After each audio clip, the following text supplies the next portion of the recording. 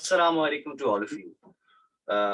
आज के इस पॉडकास्ट में बहुत बहुत खुशामदीद। A very welcome to all of you on this extremely special podcast. जैसे कि आप में से कुछ स्टूडेंट्स जानते होंगे, my name is Mohammad Irfan Gaffar and I am a director at Anis Hussain Educational Institutes. I've been preparing students for various local and international admission tests since the year 2000. So alhamdulillah अब इस काम में इस इंडस्ट्री में मुझे 23 साल हो चुके हैं। And yes, you may also know that I am currently based in Canada. अच्छा, अब इस इंडस्ट्री में इतने सारे स्टूडेंट्स हमारे पास जो आते हैं, सो उनका मेन मकसद ये होता है कि वो किसी अच्छी यूनिवर्सिटी में एडमिशन ले सकें, चाहे वो कोई लोकल यूनिवर्सिटी हो या वो फॉरेन यूनिवर्सिटी हो।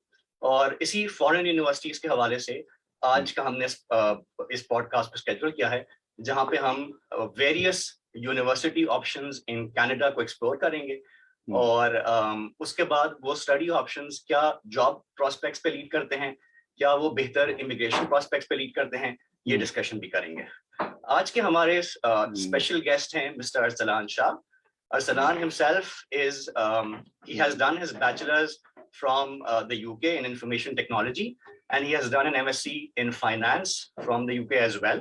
Arsalan कराची पाकिस्तान से ताल्लुक रखते हैं और उन्होंने वहां पर टॉप बैंक्स में इंक्लूडिंग स्टैंडर्ड चार्टर्ड में काफी अरसे जॉब भी की है। उसके बाद Arsalan came to Canada in search of better opportunities, और यहाँ पर आके अरसलान ने रियलाइज किया कि हमारे बहुत सारे पाकिस्तानी स्टूडेंट्स ऐसे होते हैं जो वेरियस कंसल्टेंट्स के थ्रू इंटरनेशनल यूनिवर्सिटीज में एडमिशंस के लिए और इमिग्रेशन के लिए अप्लाई कर रहे होते हैं, बट उनको बहुत बहुत मुश्किलात का सामना करना पड़ता है। तो उसी वजह से अरसलान ने ये डिसाइड किया कि वो यहाँ पे एक प्रोफेशनल इमिग्रेशन कोर्स परस्यू करेंगे। वो कोर्स परस्यू करने के बाद ही इज नाउ अल्हम्दुलिल्लाह रेगुलेटेड कैनेडियन इमिग्रेशन कंसल्टेंट। तो ये हमें वॉक थ्रू करेंगे पूरे कैनेडियन यूनिवर्सिटी एडमिशन प्रोसेस में। अच्छा, ये मैं बताना चलूं कि Arsalan is since he is an RCIC regulated Canadian immigration consultant, उसका मतलब ये है कि वो he is authorized by the government of Canada to apply on your behalf, और साथ साथ ही is also regulated by the Canadian government. यानी कि अगर खुदा न खास्ता कहीं पे स्टूडेंट को लगता है कि जी मुझे अरसलान सही से रिप्रेजेंट नहीं कर रहे, तो जितने भी रेगुलेटेड कंसल्टेंट्स हैं, they are responsible for all of their actions and they are bound by the government of Canada. So without wasting any further time, let's kick in. अस्सलाम वालेकुम अरसलान, कैसे हैं आप? अस्सलाम वालेकुम इरफान, बहुत बहुत शुक्रिया फॉर दिस प्लेटफॉर्म, और मुझे आपने मौका दिया है कि पाकिस्तानी जो स्टूडेंट्स हमारे ऑडियंस है उनको मैं आगाह कर सकूं पूरे सिस्टम से, और to make a better choice for themselves. तो मैं एक RCIC हूँ, professional immigration consultant authorized by government of Canada to represent clients on immigration, study permits, citizenship. ठीक है, तो उसके स्टूडेंट आता है यहाँ पर, फिर उसका PR होता है, परमानेंट रेजिडेंसी होती है, फिर उसकी इमिग्रेशन जिसको कहते हैं, फिर उसका सिटीजनशिप, और भी है ज़रा डिटेल में चला जाऊंगा यहाँ पर, वो है रेफ्यूजीज। बड़ा सेंसिटिव टॉपिक है वो, मगर आई एम होपफुल कि हमारी ऑडियंस में ऐसे कुछ नहीं है। हमारी ऑडियंस जो है वो स्टूडेंट्स वाली है। Absolutely absolutely. सो पहला सवाल तो ये उठता है कि जो हमारे पाकिस्तानी स्टूडेंट्स हैं, जी, अगर वो कनाडा अप्लाई करना चाहते हैं, या वैसे तो बहुत सारे कंट्रीज अप्लाई कर रहे हैं, बट क्योंकि आज का सेशन कनाडा पे फोकस्ड है, तो अगर वो कनाडा अप्लाई करना चाहते हैं तो उनको एक रेगुलेटेड कैनेडियन कंसल्टेंट के थ्रू अप्लाई करने का क्या एडवांटेज है? बिकॉज पाकिस्तान में तो बहुत सारे कंसल्टेंट्स हैं, तो क्या वो अगर उनके थ्रू अप्लाई करते हैं तो उसमें कोई उनको बॉटलनेक्स आ सकती हैं, कोई प्रॉब्लम्स आ सकते हैं? जी देखिए, बिल्कुल। कनाडा में just like UK and Australia, immigration is a regulated profession. यहाँ पर गवर्नमेंट ऑफ कनाडा डिसाइड करती है और ऑथराइज करती है लोगों को, कंसल्टेंट्स को, कि वो जाके दुनिया में लोगों को रिप्रेजेंट कर सकते हैं, उनको कनाडा मतलब उनकी हेल्प कर सकते हैं टू कम टू कनाडा, जिसमें स्टडी परमिट्स होकर। तो हमारा प्रोफेशन रेगुलेटेड है, यानी कि हमारी पीछे से, जैसे आपने इंट्रोडक्शन में बताया कि पीछे बाकायदा एक ऑडिटेड प्रोफेशन है, ये पीछे एक कंप्लेंट मैनेजमेंट सिस्टम है पीछे। तो वैल्यू एडिशन ये है कि हम वी विल मेक श्योर कि फुल एथिकल काम हो, परफेक्ट काम हो। हमारी ट्रेनिंग उस तरीके से हुई होती है कि परफेक्ट एप्लीकेशंस जाएं। जैसे कि इमिग्रेशन ऑफिसर है, उसकी जो ट्रेनिंग हुई भी है समझे वही ट्रेनिंग हमारी हुई भी है। तो जब भी कोई स्टूडेंट हमारे थ्रू जाता है, हमारे सिस्टम के थ्रू, तो हमारे अपने पोर्टल्स हैं, अपने पोर्टल से हम एप्लीकेशन लगाते हैं, हमारी सबमिशन रिपोर्ट्स होती हैं, स्टडी प्लान हम लोग बनवाते हैं, स्टूडेंट्स की हेल्प करते हैं स्टूडेंट्स को। और तो पहला डॉक्यूमेंट जो है वो हमारा, जब मैं साइन ऑफ करता हूँ डॉक्यूमेंट को, सबमिशन रिपोर्ट जो कहते हैं, वही वो पड़ता है, वो केस पूरा समरी होती है केस की। अब कंपैरिजन में आप देख लें, जो गोस्ट कंसल्टेंट्स हैं पाकिस्तान में, वो जो हैं गोस्ट कंसल्टेंट्स, वो रेगुलेटेड ऑथराइज नहीं है, किसी को जवाबदेह नहीं है। वो आपके पैसे लेके भाग सकते हैं, आपको मिस रिप्रेजेंट कर सकते हैं, वो आपको पर्सनेट करते हैं, इम्पर्सनेट करते हैं आपको। आपकी आईडी, आपका ईमेल एड्रेस, जाली ईमेल एड्रेस बनाएंगे। हम लोग जो है, हम लोग ऐसा नहीं करते। हमारी कंपनी के नाम से, मेरे नाम से आगे एप्लीकेशन जाती है और मैं रिप्रेजेंट करता हूँ, मैं ही बात करता हूँ इमिग्रेशन ऑफिसर से, स्टूडेंट नहीं करेगा। So if I understood correctly, आप ये कह रहे हैं कि जो रेगुलेटेड कंसल्टेंट होता है वो स्टूडेंट को रिप्रेजेंट करता है while applying for citizenship, immigration, for study permits. लेकिन जो पाकिस्तानी कंसल्टेंट है, अगर वो रेगुलेटेड नहीं है तो वो स्टूडेंट को इम्पर्सनेट करके वो स्टूडेंट बन के अप्लाई करता है। जी बिल्कुल, he is not authorized, वो कोई अपना लेटर या अपना कोई केस अटैच नहीं करता along with the application। नहीं बिल्कुल, मैं एग्जांपल आपको देता हूँ। स्टूडेंट का नाम है XYZ, राइट, XYZ की ईमेल आईडी बनाएंगे xyz123@gmail.com, और उस आईडी से वो अप्लाई करेंगे। पीछे से जवाब आएगा उसी XYZ ईमेल आईडी पे। वो बैठ के इसका पासवर्ड जो है, ये गोस्ट कंसल्टेंट जो जाली कंसल्टेंट इनके पास होता है, फिर ये आपको स्टूडेंट को बताते हैं कि IRCC या गवर्नमेंट ऑफ कनाडा पीछे से ये बात कर रही है। ये बड़ी खतरनाक चीज है, मैं आपको बताऊं। इसमें प्रॉब्लम क्या आ सकता है? बहुत, इसमें मिस रिप्रेजेंटेशन का प्रॉब्लम आ सकता है। ये आपकी, अब आपको नहीं पता कि पीछे क्या कम्युनिकेट कर रहा है वो आपका नाम लेके। ओके, ठीक है, वो आपका केस बनाने के लिए झूठ बोल दिया उसने पीछे एप्लीकेशन में, कोई चीज आगे पीछे कर दी उसने। ठीक है, वो जो भी आप चीज याद रखें, जो भी चीज आप एप्लीकेशन में दे रहे हैं, the process should be very transparent. आपको पता होना चाहिए कि आप क्या सबमिट कर रहे हैं, तो ये आपके रिकॉर्ड में जा रहा है, to stay that on your record forever. क्योंकि आप कनाडा से पढ़ने नहीं आ रहे, आप कनाडा आएंगे यहाँ पे, फिर आपका सेटलमेंट का फेज स्टार्ट होगा वंस यू ग्रेजुएट। ठीक है, तो फिर उसके बाद सिटीजनशिप होगी, फिर उसके बाद आपकी स्पॉन्सरशिप्स का, पेरेंट्स को बुलाएंगे आप। तो ये आपका रिकॉर्ड जो है कैनेडियन गवर्नमेंट के पास रहता है हमेशा, तो आपका रिकॉर्ड हमेशा स्ट्रेट होना चाहिए। तो हमारी जो एप्लीकेशन, हमारी जो सबमिशन होती हैं, जो हम लोग भेजते हैं, उसमें हम जब एप्लीकेशन रेडी होती है कंप्लीट, तो क्लाइंट से रिव्यू कराते हैं कि this is the information, please sign it off. Right, आप खुद अपनी एप्लीकेशन पे साइन करेंगे, उसके बाद उस एप्लीकेशन को टॉप अप करके मैं अपने साइन करके उनको भेजूंगा कि हमारे क्लाइंट का बैकग्राउंड ये है, ये उन्होंने एजुकेशन में पीछे किया, ये पढ़ना चाह रहे हैं, क्यों पढ़ना चाह रहे हैं। तो ये बहुत इंपॉर्टेंट फैक्टर है टू कंसीडर कि you should have clarity in your educational goals. अच्छा, ये बड़ी इंटरेस्टिंग बात की अरसलान ने। मैं इनसे डिस्कशन कर रहा था तो इन्होंने मुझे ये बताया कि he is the pioneer in student immigration route. Student immigration route क्या है कि अगर कोई स्टूडेंट किसी कंट्री में एजुकेशन के लिए आना चाहता है तो उसका एंड ऑब्जेक्टिव क्या है? क्या वो सिर्फ वहां पर पढ़ाई करके वापस चला जाएगा, या वो वहां पर पढ़ाई करके अपना करियर बिल्ड करने की कोशिश करेगा? सो अरसलान जो है वो स्टूडेंट इमिग्रेशन राउट पे मोस्टली वर्क करते हैं, जहाँ पे स्टूडेंट उनकी बेसिस पे उनके थ्रू यहाँ पर अप्लाई करता है। ये उस स्टूडेंट को किसी रेलेवेंट और अच्छी यूनिवर्सिटी में एडमिशन करवाते हैं। Once the student has that admission, और उसमें वेरियस प्रोग्राम्स हैं जिसको अभी हम डिस्कस करेंगे, कुछ 1 ईयर प्रोग्राम्स हैं, कुछ 4 ईयर प्रोग्राम्स हैं। तो उन प्रोग्राम्स में एनरोल करने के बाद स्टूडेंट जब ग्रेजुएट करता है तो ये उसको वर्क परमिट दिलवाते हैं, which means he is eligible to work in Canada. And while he starts working, ये उसका इमिग्रेशन और उसका PR प्रोसेस करवा देते हैं। And once that immigration and PR kicks in, तो फिर वो स्टूडेंट स्पॉन्सर करके अपने फैमिली मेंबर्स को, अगर वो शादीशुदा है तो अपने बीवी बच्चों को, उसके अलावा वो अपने पेरेंट्स को यहाँ पर अपने साथ स्पॉन्सर कर सकता है। सो अरसलान, सबसे पहले तो ये बताइए कि हमारी डिस्कशन का जो फर्स्ट पॉइंट है वो ये है कि स्टूडेंट कनाडा ही क्यों आए, कनाडा अप्लाई करने के क्या बेनिफिट्स हैं? जी बिल्कुल, देखिए ये पढ़ाई का सिलसिला तो बहुत पुराना है। ये लोग सबसे शुरू में UK जाते थे पढ़ाई करने, कायदे इंग्लैंड गए थे आज़ाद तालीम हासिल करने, वकालत वहां से करी। फिर लोगों ने अमेरिका का रुख किया, अमेरिका गए, और फिर हमने देखा हमारी फैमिली में, हर की फैमिली में कोई ना कोई अमेरिका जरूर गया है 20-40 साल पहले, एब्सोल्युटली। और फिर वहां सेटल हो गए हैं। तो अब ये बारी कनाडा की है कि अच्छा, कनाडा आपको ऑप्शन देता है कि अगर आप यहाँ पढ़ाई करें तो आपको एनेबल करता है, ठीक है, कि आप यहाँ पर रुक जाएं, सेटल हो यहाँ पर, परमानेंट रेजिडेंसी आपको देता है यहाँ पर, और आपको अल्टीमेटली सिटीजनशिप देता है, पासपोर्ट देता है। कैनेडियन पासपोर्ट इज समथिंग दुनिया के टॉप 5 पासपोर्ट्स में आता है, सबसे स्ट्रांग पासपोर्ट है। It's a G7 country, right, सबसे अमीर मुल्क है, one of the richest country in the world. तो ये सूट करता है स्टूडेंट्स को, और इसलिए मैं आपको बताऊं यहाँ पर कनाडा में पिछले साल जनरली 20 लाख एप्लीकेशंस आती हैं। This is a choice of destination for students all over the world. 20 lakh applications आ रही हैं पूरी दुनिया से for student for student, permits. जी जी, उसमें से 6 लाख बच्चे जो हैं उनको जैसे वीजा मिलता है, स्टडी परमिट मिलता है, जिनकी अब वो 6 लाख उनको मिलता है जिनकी एप्लीकेशन परफेक्ट हो, राइट, सो जिनका आप ये कहना प्रॉपर चाह रहे हैं गाइडेंस कि हो। 30% सक्सेस रेशियो है ओवरऑल एप्लीकेशंस जी में, जी सिर्फ 70% जी रिजेक्शन जी, रेशियो है। बिल्कुल। वो इसकी वजह यही है कि the guidance is so important कि आपकी एप्लीकेशन में डॉक्यूमेंटेशन क्या होनी चाहिए, एप्लीकेशन क्या होनी चाहिए, स्टडी प्लान क्या होना चाहिए, क्लैरिटी होनी चाहिए एजुकेशन राउट में आपको, राइट, फ्यूचर में क्या करना है, कनाडा में क्या करना है आपको, कनाडा में उस चीज़ की जॉब्स हैं या नहीं है, सेटलमेंट आपको आसान होगा नहीं होगा।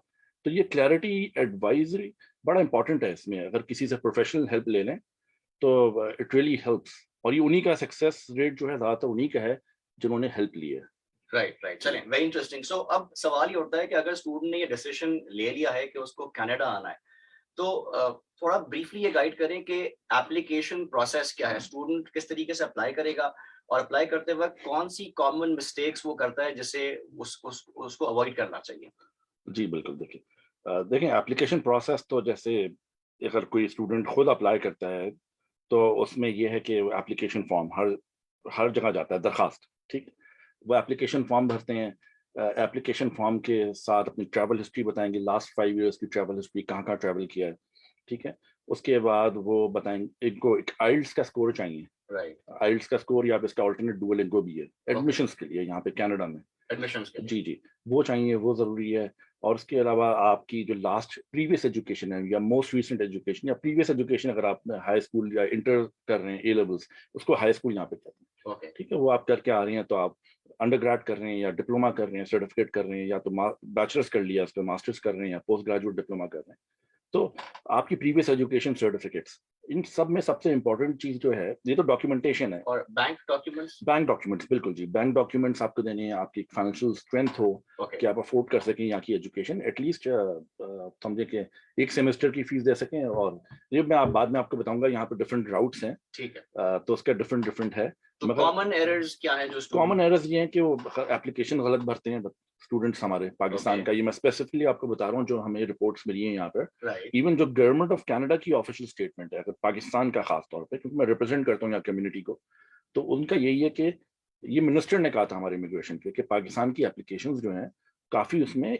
इनकम्प्लीट होती हैं बच्चों की, ओके, क्योंकि दे डोंट टेक गाइडेंस। वहाँ पे कोई गाइडेंस अगर ले रहे हैं तो गोस्ट कंसल्टेंट दे रहा है, राइट, ठीक है। राइट, एडमिशन अब यूनिवर्सिटी भेज देते हैं तो बैक बर्नर पे चले जाती है एप्लीकेशन उनकी, राइट, उनका जवाब नहीं आ रहा एप्लीकेशन का टाइम पर जवाब नहीं आएगा तो आप वीजा के लिए नहीं आप टाइम पे अप्लाई करेंगे, सेमेस्टर की डेट से पहले। वीजा का भी आपको टाइम देना है ना, रिस्पॉन्स का, गवर्नमेंट ऑफ कनाडा का, ओके। ठीक है। तो वी मेक श्योर कि सब चीजें, इट्स लाइक प्रोजेक्ट मैनेजमेंट, हर चीज अपने टाइम के हिसाब से हो। सो ये पॉसिबिलिटी है कि स्टूडेंट का यूनिवर्सिटी एडमिशन हो जाए लेकिन गवर्नमेंट ऑफ कनाडा उसका वीजा रिजेक्ट कर दे। ये पॉसिबिलिटी है, तो सब कुछ ये उसको प्रीएम्प्टिवली हम जल्दी स्टार्ट करें, इसको प्रोसेस को प्रोसेस जल्दी स्टार्ट। जल्दी स्टार्ट करें और मेक श्योर आपका एक it's like a rock star case जिसको हम कहते हैं, बम्पर अच्छा, केस हो आपका, सॉलिड केस हो, जिसमें प्रॉपर आपका सबसे इंपॉर्टेंट चीज होती है इसमें स्टडी प्लान, स्टेटमेंट और पर्पस जिसको बोलते हैं स्टूडेंट्स, वो बहुत इंपॉर्टेंट है इसमें। ओके, ओके, बहुत सी चीजें उसमें गलत लिखते हैं तो स्टूडेंट्स, ठीक तो है, वो जो डॉक्यूमेंट है बहुत इंपॉर्टेंट है, वो एक पेज में आपको कंप्लीट करना है। राइट, राइट, राइट, उसमें स्टूडेंट्स क्या करते हैं, 4 पेजेस भर के दे देंगे। अच्छा, हाँ, इतना सो इतना it has to be concise, it has to be to the concise. Point. जी जी, क्योंकि we are trained for that, okay, to finalize and sign off study plans for the students। तो हमें एग्जैक्टली पता है कि क्या जवाब देने हैं, टू द पॉइंट, क्रिस्प जवाब, जो जवाब इमिग्रेशन ऑफिसर सुनना चाह रहा है। राइट, राइट, आप कोई इधर उधर की बात नहीं कर रहे, ठीक है, कि कोई इमोशनल बात भी नहीं। देखें, this is very serious subject. आप यहाँ पढ़ने आ रहे हैं, वो आपको यहाँ पे एडमिशन दे रहा है, एडमिसिबिलिटी आपकी चेक कर रहा है, आपको अपने मुल्क बुला रहा है, राइट, ठीक है। वो देख रहा है कि आपके प्रोस्पेक्ट है, कर पाएंगे नहीं कर पाएंगे, तो ये बड़ा जरूरी है कि स्टेटमेंट ऑफ पर्पस जो हो बड़ी it should be well written तो प्रॉपर्ली। आपने मुझे पहले भी ये मेंशन किया था कि चूंकि आप यहाँ पे जो प्रोफेशनल ट्रेनिंग लेते हैं, जब आप इमिग्रेशन कंसल्टेंट बनते हैं, तो you are trained to think like the immigration officer, जो उस केस को चेक करेगा जब सबमिट किया जाएगा। जी जी बिल्कुल बिल्कुल। देखें उसमें ये है कि we just act like immigration officers. Right. We have been trained in the same way. जो उनके पीछे जो उनके ऑपरेशनल मैनुअल्स होते हैं वो हमने पढ़े हुए होते हैं। ओके। ठीक है, तो ऑपरेशनल इमिग्रेशन ऑफिसर आता है, वो ऑपरेशन मैनुअल होता है इसका। राइट। ठीक है, उसके मुताबिक वो चलता है, चेक कर रहा होता है क्या क्या चीजें चाहिए, क्या क्या चीजें नहीं चाहिए। ट्रैवल हिस्ट्री है तो कहाँ की है ट्रैवल हिस्ट्री, ठीक है, सारी चीजें। तो we have been trained to act accordingly the way he thinks, और उसके मुताबिक हमें पता है एग्जैक्टली वो क्या चीज देख रहा है और क्या चीज पे वो चेक मार्क करेगा या दिस इज परफेक्ट, और क्या चीज अगर कोई डिस्क्रिपेंसी है, केस कुछ होता है केस में डिस्क्रिपेंसीज हैं, कोई थोड़ी सी कमी पेशी है, तो उसके लिए ओवरकम करने के लिए क्या चीज हम लगाते हैं, फिर उसकी एक्सप्लेनेशन उस चीज के लिए कि अगर कोई डिस्क्रिपेंसी है तो उसको ओवरकम इस डॉक्यूमेंट से करेंगे या इसकी एक्सप्लेनेशन हम ये देंगे प्रीएम्प्टिवली। Alright, alright. देखिए वो जो वापस मुड़ के हमारी तरफ नहीं आएगा, ये TR it is a temporary resident visa, तो वो मुड़ के स्टूडेंट की तरफ वापस या हमारी तरफ नहीं आएगा कि पूछने के लिए यार इसका जवाब क्या है। ओके। इसको या कोई प्रोसीजरल फेयरनेस लेटर दे दे या कोई शिक उठा दे के यार ये मैं नहीं मानता, इसका जवाब दें आप, या बैंक स्टेटमेंट फिर से भेजें। उसने या तो the immigration officer will approve और डिसअप्रूव ओके। The case. तो जरूर कैनेडियन इमिग्रेशन जो है, ये स्टडी परमिट जो है, इट्स अ केस सबमिशन। तो आपकी फर्स्ट टाइम सबमिशन जो है वो कंप्लीट हो, कंप्लीट और हो, टू द पॉइंट हो। टू द पॉइंट हो, कंप्लीट हो, it's a case submission, it's not an interview like UK या अमेरिका का जिसमें आपको 10 सेकंड 20 सेकंड में वो आपको फाइनलाइज कर देगा इंटरव्यू फेस टू फेस करा के कि आप जाएंगे या नहीं जाएंगे अमेरिका। अच्छा, यहाँ पे आपने मेंशन किया आइल्स और लैंग्वेज प्रोफिशिएंसी। जी तो सवाल ये उठता है कि पाकिस्तान में बहुत सारे स्टूडेंट्स सैट भी दे रहे होते हैं अंडर ग्रेजुएट लेवल पे, और मास्टर्स लेवल पे जीमैट जीआरई भी दे रहे होते हैं। तो क्या उन टेस्ट्स की कोई अहमियत कनाडा में है, और आइल्स की क्या अहमियत है कनाडा में? इन दो चीजों पे जरा एक्सप्लेन जी। देखिए आइल्स तो सबसे इम्पोर्टेंट है। ओके। आइल्स तो चाहिए चाहिए एडमिशन्स के लिए। एडमिशन्स के लिए एक और अल्टरनेट है डुओलिंगो टेस्ट। ओके। आप अगर जो मैं इस पर थोड़ा सा बात बता देता हूँ ऑडियंस को ओके। कि डुओलिंगो टेस्ट ये है कि अगर एक ऑल्टरनेट है कि आप ऑनलाइन जाके टेस्ट दें, बड़ा सस्ता टेस्ट है, $50-60 का होता है। ऑलराइट। आप गूगल करिएगा इसको, तो वो जाके स्टूडेंट डुओलिंगो। Duolingo, alright. जी हाँ, DOULINGO, ऑलराइट। तो वो स्टूडेंट दे सकता है और वो 48 घंटे में उसका रिजल्ट आ जाता है। ठीक है, और वो आइल्स की तरह होता है मगर डिफरेंट होता है, थोड़ा थोड़ा आसान भी होता है। ओके। तो उसमें एडमिशन हो जाता है, ओके। वो यूनिवर्सिटीज एक्सेप्ट कर लेती हैं। तो बहुत से हमारे स्टूडेंट ऐसे हैं जिनका आइल्स में टाइम लगता है, 6 हफ्ते की ट्रेनिंग कर रहा है, फिर वो टेस्ट की टेस्ट की डेट लेके आएगा, तो ये रिजल्ट आने में टाइम लगेगा। रिजल्ट आने में टाइम लगेगा। तो ये एडमिशन की डेडलाइंस मीट करनी है हमें, ओके। मगर याद रखिएगा आइल्स फिर भी चाहिए हमें वीजा के लिए। अच्छा, सो अगर डुओलिंगो देगा तो यूनिवर्सिटी एडमिशन हो जाएगा, लेकिन जी स्टूडेंट वीजा के लिए फिर भी उसको आइल्स देना आइल्स पड़ेगा। देना होगा, बिल्कुल बिल्कुल। ओके। तो वो ये कहता है कि डुओलिंगो आज दे दिया अपना, 48 घंटे में रिजल्ट आया, उसका एडमिशन प्रोसेस स्टार्ट कर दिया, 48 आवर्स में रिजल्ट आ जाता है। 48 आवर्स में रिजल्ट आ गया जी ओके। बिल्कुल। और उसके बाद आइल्स देना ही देना है बच्चे, बहुत इंपॉर्टेंट है वो आइल्स। और उसके अलावा आइल्स मेन है यहाँ पर, आइल्स हो गया, टोफल भी चलता है, आइल्स मेन है एडमिशन्स के लिए। और इसके अलावा सैट जो है वो भी अंडरग्रेड बैचलर्स के लिए it's highly recommended, right. Plus point है जी। ऐसा कोई मतलब कि ऑब्लिगेशन नहीं है ओके। या कोई रिक्वायरमेंट नहीं है सैट की। ओके। ठीक है, बट अगर सैट का दिया हुआ है किसी ने तो वो उसको प्रेफरेंस 100% मिलती है। और इसी तरीके से जी मैट, अगर MBA करने आ रहे हैं, बिजनेस स्कूल आ रहे हैं यहाँ पर, तो जी मैट चाहिए होगा उसके लिए। बहुत से जो हैं यूनिवर्सिटीज, कुछ यूनिवर्सिटी ऐसी हैं जो नहीं लेती हैं।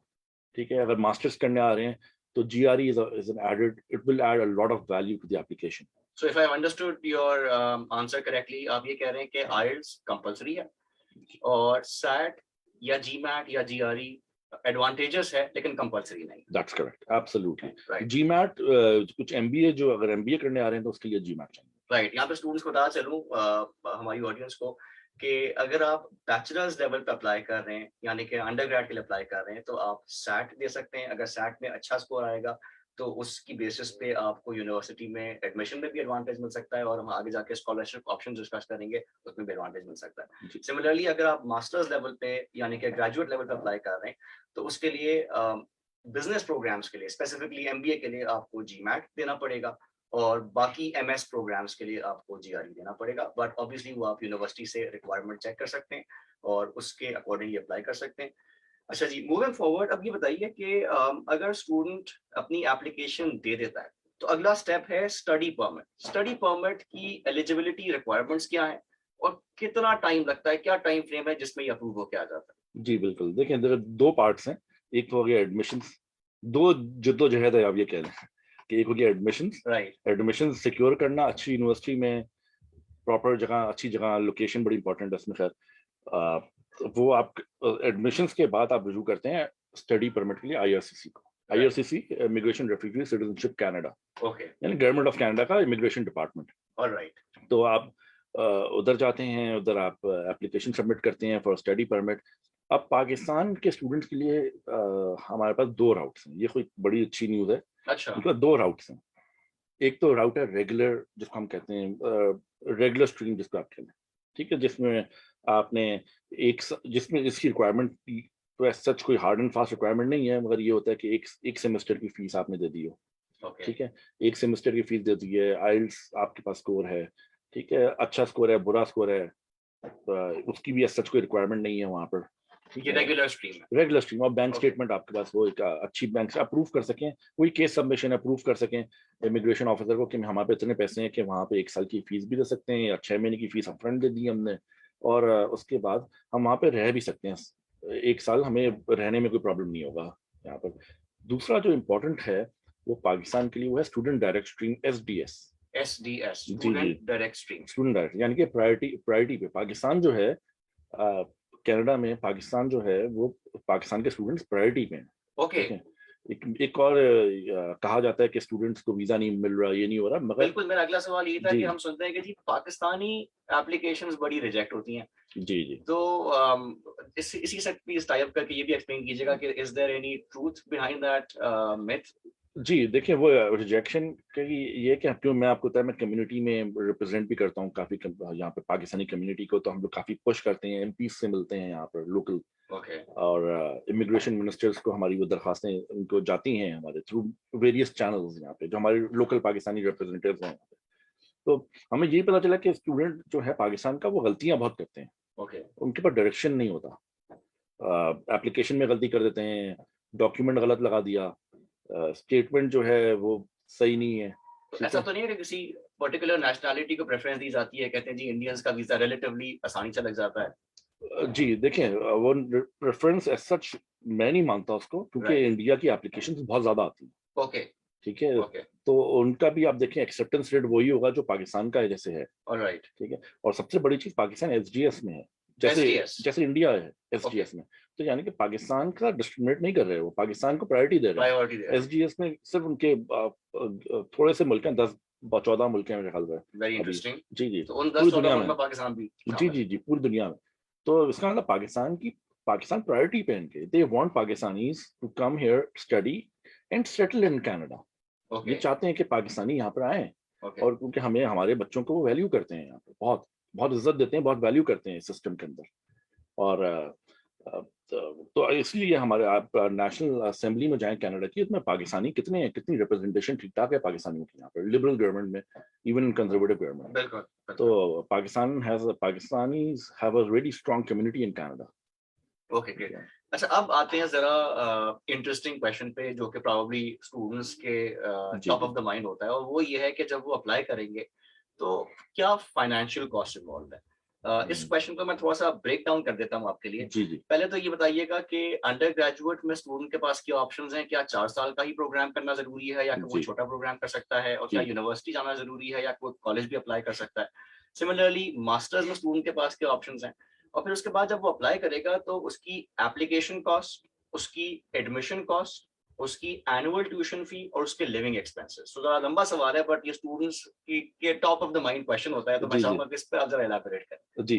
चलो, तो पहला पार्ट, दो पार्ट्स में ब्रेक कर देते हैं। पहला पार्ट ये है कि जो मैं समझाऊं उसमें आप पूछ रहे हैं कि इसको ऑप्शंस क्या क्या हैं, राउट्स ऑप्शन। क्या क्या हैं एब्सोल्युटली। यहाँ पे एडमिशंस के। बिल्कुल। और दूसरा पार्ट ये है कि फाइनेंसेस बहुत इंपॉर्टेंट सब्जेक्ट है सबके लिए, राइट। राइट। बहुत इंटरेस्टिंग है इसका, बड़ा इंटरेस्टिंग मेरे पास जवाब भी है इसका मेरे ओके। पास। तो पहले एडमिशंस कराते हैं। एडमिशंस एंट्री पॉइंट्स क्या है? एक स्टूडेंट ने पाकिस्तान में हाई स्कूल किया है, इंटर किया है या ए लेवल्स किया है, ओके तो यहाँ पर वो उसके पास दो राउट्स हैं। या तो वो यहाँ पर बैचलर्स करने आ सकता है, या तो वो यहाँ पर अंडरग्रेड डिप्लोमा करने आ सकता है। ओके बैचलर्स जो कनाडा में होता है 4 साल का होता है, ठीक है और अंडरग्रेड डिप्लोमा वो 1 साल का भी होता है, 2 साल का भी होता है। ओके ठीक है, ये दो राउट्स हो गए। किसी के पास पैसे कम होते हैं तो वो अंडरग्रेड डिप्लोमा करते हैं। अंडरग्रेड डिप्लोमा करने के बाद आपका बैचलर्स के आपको क्रेडिट आवर्स मिलते हैं, तो आपका बैचलर्स फिर आप छोटा किसी हो जाता यूनिवर्सिटी है। जाएंगे छोटा हो जाएगा जी, चाहे पूरी दुनिया में होता है तो ना। अगर आप अंडरग्रेड डिप्लोमा करने के बाद जॉब करना चाहें, आप जॉब कर लें, you gee save some money and then you join back for bachelors, इस तरह से कर सकते हैं, बीच में ब्रेक लिया जा सकता है। जी जी बिल्कुल। क्योंकि अंडरग्रेड डिप्लोमा के बाद भी आपको वर्क परमिट मिलता है। ओह ओके ठीक है ठीक है जी। और दूसरा जो राउट है मैं आपको बताता हूँ, वो है एंट्री पॉइंट। वो है जब स्टूडेंट ने बैचलर्स कर लिया है राइट बिल्कुल पाकिस्तान से, अब वो यहाँ पर मास्टर्स करने आ सकता है जो 2 साल का होता है, या तो फिर वो पोस्ट ग्रेजुएट डिप्लोमा या सर्टिफिकेट करने आ सकता है जो 1 से 2 साल का होता है, 1 साल का भी होता है। ठीक है तो उसके बाद भी दो राउट्स हैं, ओके सो जिसने बैचलर्स कर लिया, जिसने अंडरग्रेड जिसने दो राउट्स बैचलर्स वालों के लिए हैं और दो राउट्स मास्टर्स वालों के जी जी जी बिल्कुल। अब इनके आ जाए, कॉस्टिंग पे आ जाए। लिए। बिल्कुल ठीक बिल्कुल है, बिल्कुल तो डिप्लोमा जो है, अंडरग्रेड डिप्लोमा या पोस्ट ग्रेजुएट डिप्लोमा। एक और चीज थोड़ी सी क्विकली यहाँ पे ऐड करूँ, एक और गलती हमारे स्टूडेंट्स करते हैं कि उनको पता ही नहीं है कि अंडरग्रेड डिप्लोमा में और पोस्ट ग्रेड डिप्लोमा में क्या फर्क है। ओके तो किसी ने बैचलर्स किया हुआ है वो यहाँ पर एडमिशन ले लेता है अंडरग्रेड डिप्लोमा में, ठीक है तो वहां पर लिखा हुआ होता है कि डिप्लोमा, सिर्फ डिप्लोमा लिखा हुआ है। राइट वो इतनी इन्वेस्टिगेशन नहीं करते। यहाँ पे वहाँ पे जो गोस्ट कंसल्टेंट हैं, यहाँ पे एजुकेशन कंसल्टेंट्स जो हैं, वहाँ पे गोस्ट कंसल्टेंट्स पाकिस्तान में, वो उनका बच्चे का एडमिशन करा दिया डिप्लोमा कोर्स में। वो डिप्लोमा कोर्स जो है वो बेसिकली उनके लिए है जिन्होंने इंटर किया है या ए लेवल किया है, ओके उसके लिए नहीं है जिसने बैचलर्स कर लिया है, उसके लिए पोस्ट ग्रेजुएट डिप्लोमा है। तो वहां पर भी रिफ्यूजल आते हैं। राइट ठीक है, गलत प्रोग्राम में अप्लाई गलत कर प्रोग्राम में अप्लाई कर देते हैं। राइट कॉस्टिंग ये है कि डिप्लोमा यहाँ पे आप undergrad diploma, post grade diploma आप इसके रखें $12,000 से 18,000 Canadian dollar, not USD, Canadian dollar. बारह ये हजार से 18,000 कैनेडियन जी डॉलर जी, कनाडा की एजुकेशन अभी भी सबसे सस्ती है। अच्छा इंग्लैंड से सस्ती है अगर आप कन्वर्जन करें, अमेरिका से सस्ती है अगर आप कन्वर्जन करें, यहाँ इवन पे ऑस्ट्रेलिया। स्टूडेंट को बताया चले कि इस वक्त जो कैनेडियन डॉलर का रेट है जी पाकिस्तानी रुपी के अगेंस्ट दैट्स जी, अबाउट 200 200 तक पाकिस्तानी रेट कर गया, रुपीस वो फ्लक्चुएट कर रहा है, इंशाल्लाह नीचे आएगा ये। तो जी हाँ, मगर ये भी एक चीज बताऊं आपको मैं, कुछ स्टूडेंट्स हैं हमारे जो डिसीजन नहीं ले पाए टाइम पे। ओके उस वक्त डॉलर 175 का था, ओके अब वो कल जैसे उन्होंने मुझे किसी ने कॉल करी तो अब डॉलर 200 का आ गया। ओ तो मुश्किलात बढ़ती जा रही हैं, तो बेहतर ये है कि जल्द से जल्द अल्लाह अगर ताला है बेहतरी फाइनेंसेस करे तो उसको राइट बेहतर करेगा। राइट तो ये है। और मास्टर अंडर ग्रेड की आप कॉस्ट जरा ज्यादा होती है यहाँ पढ़ने के लिए, वो होती है $25,000, $18,000 से लेके $25,000। मास्टर्स के लिए मास्टर्स के लिए आप कह लें या अंडर ग्रेड के लिए, अगर यूनिवर्सिटी जा रहे हैं। अगर यूनिवर्सिटी जा रहे अगर बैचलर्स और मास्टर्स करना है वो यूनिवर्सिटी से होगा, और या डिप्लोमा और सर्टिफिकेट करना है वो कॉलेज से होगा। हैं सो अगर डिप्लोमा करना है तो you require anywhere between 12 to 18,000 Canadian dollars जी जी जी, और एक अगर साल की। यूनिवर्सिटी अप्लाई करना है प्रॉपर डिग्री प्रोग्राम के लिए तो you require around 25,000 Canadian dollars 18,000 से $25,000 माइंड में रखें, 15,000 की भी मिल सकती है हमें। अच्छा 18 से जी 25 की रेंज में रखें, अगर स्कॉलरशिप मिल गई तो कुछ एडवांटेज मिल जाए जी, स्कॉलरशिप भी, और क्योंकि we represent almost all universities in Canada, okay तो हमारे 15,000 वाली यूनिवर्सिटीज भी आती हैं। ओके तो वो डिपेंड करता है कि हम जब सूटेबिलिटी एनालिसिस करते हैं कि स्टूडेंट का एडमिशन कहाँ पर हो रहा है, ठीक है क्या पता उसका 15,000 वाली पे नहीं हो रहा। राइट ठीक है, तो हम ऑप्शन देते हैं 18,000 वाला, ओके मगर ट्रांसपेरेंट प्रोसेस होता है। ओके मगर इसकी फिक्र ना करें, स्कॉलरशिप्स हैं यहाँ पर। स्कॉलरशिप्स भी हम बच्चों को दिलवाते हैं, स्टूडेंट्स को हम दिलवाते हैं यहाँ पर। कुछ स्कॉलरशिप्स शुरू में मिल जाती हैं, इनकी एप्लीकेशन प्रोसेस के साथ इनकी एक अलग एप्लीकेशन जाती है। कुछ स्कॉलरशिप ऐसी हैं जो यूनिवर्सिटी के साथ अटैच हो जाती हैं ऑलरेडी स्टूडेंट को। ओके आपने एडमिशन लिया और यूनिवर्सिटी ने पीछे से आपको बर्सरी दे दी $5,000 की। अच्छा ठीक अच्छा है, स्कॉलरशिप आप कह लें कि 20 से 30% की स्कॉलरशिप। और ये जो स्कॉलरशिप्स होती हैं ये मेरिट बेसिस पे होती हैं ये मेरिट बेसिस पे होती है स्कॉलरशिप, ऐसा नहीं है कि कुछ स्कॉलरशिप्स हैं जो रीजनल बेस्ड भी होती हैं कि पाकिस्तान स्टूडेंट्स को देनी है। ओके यूनिवर्सिटी डिपेंड करता है, वो कॉलेज टू कॉलेज डिपेंड करता है। ठीक है और मगर मेरिट का बड़ा इंपॉर्टेंट फैक्टर है स्कॉलरशिप्स में। मगर एक चीज मैं आपको यहाँ पे ऐड करूँ, बड़ी इंटरेस्टिंग चीज, कि कनाडा में एक पब्लिक पॉलिसी अभी आई है सिंस लास्ट ईयर, नवंबर में, और ये पूरे साल है, इस पूरे 2023 तक एंड तक है। Okay international students can work in Canada full time.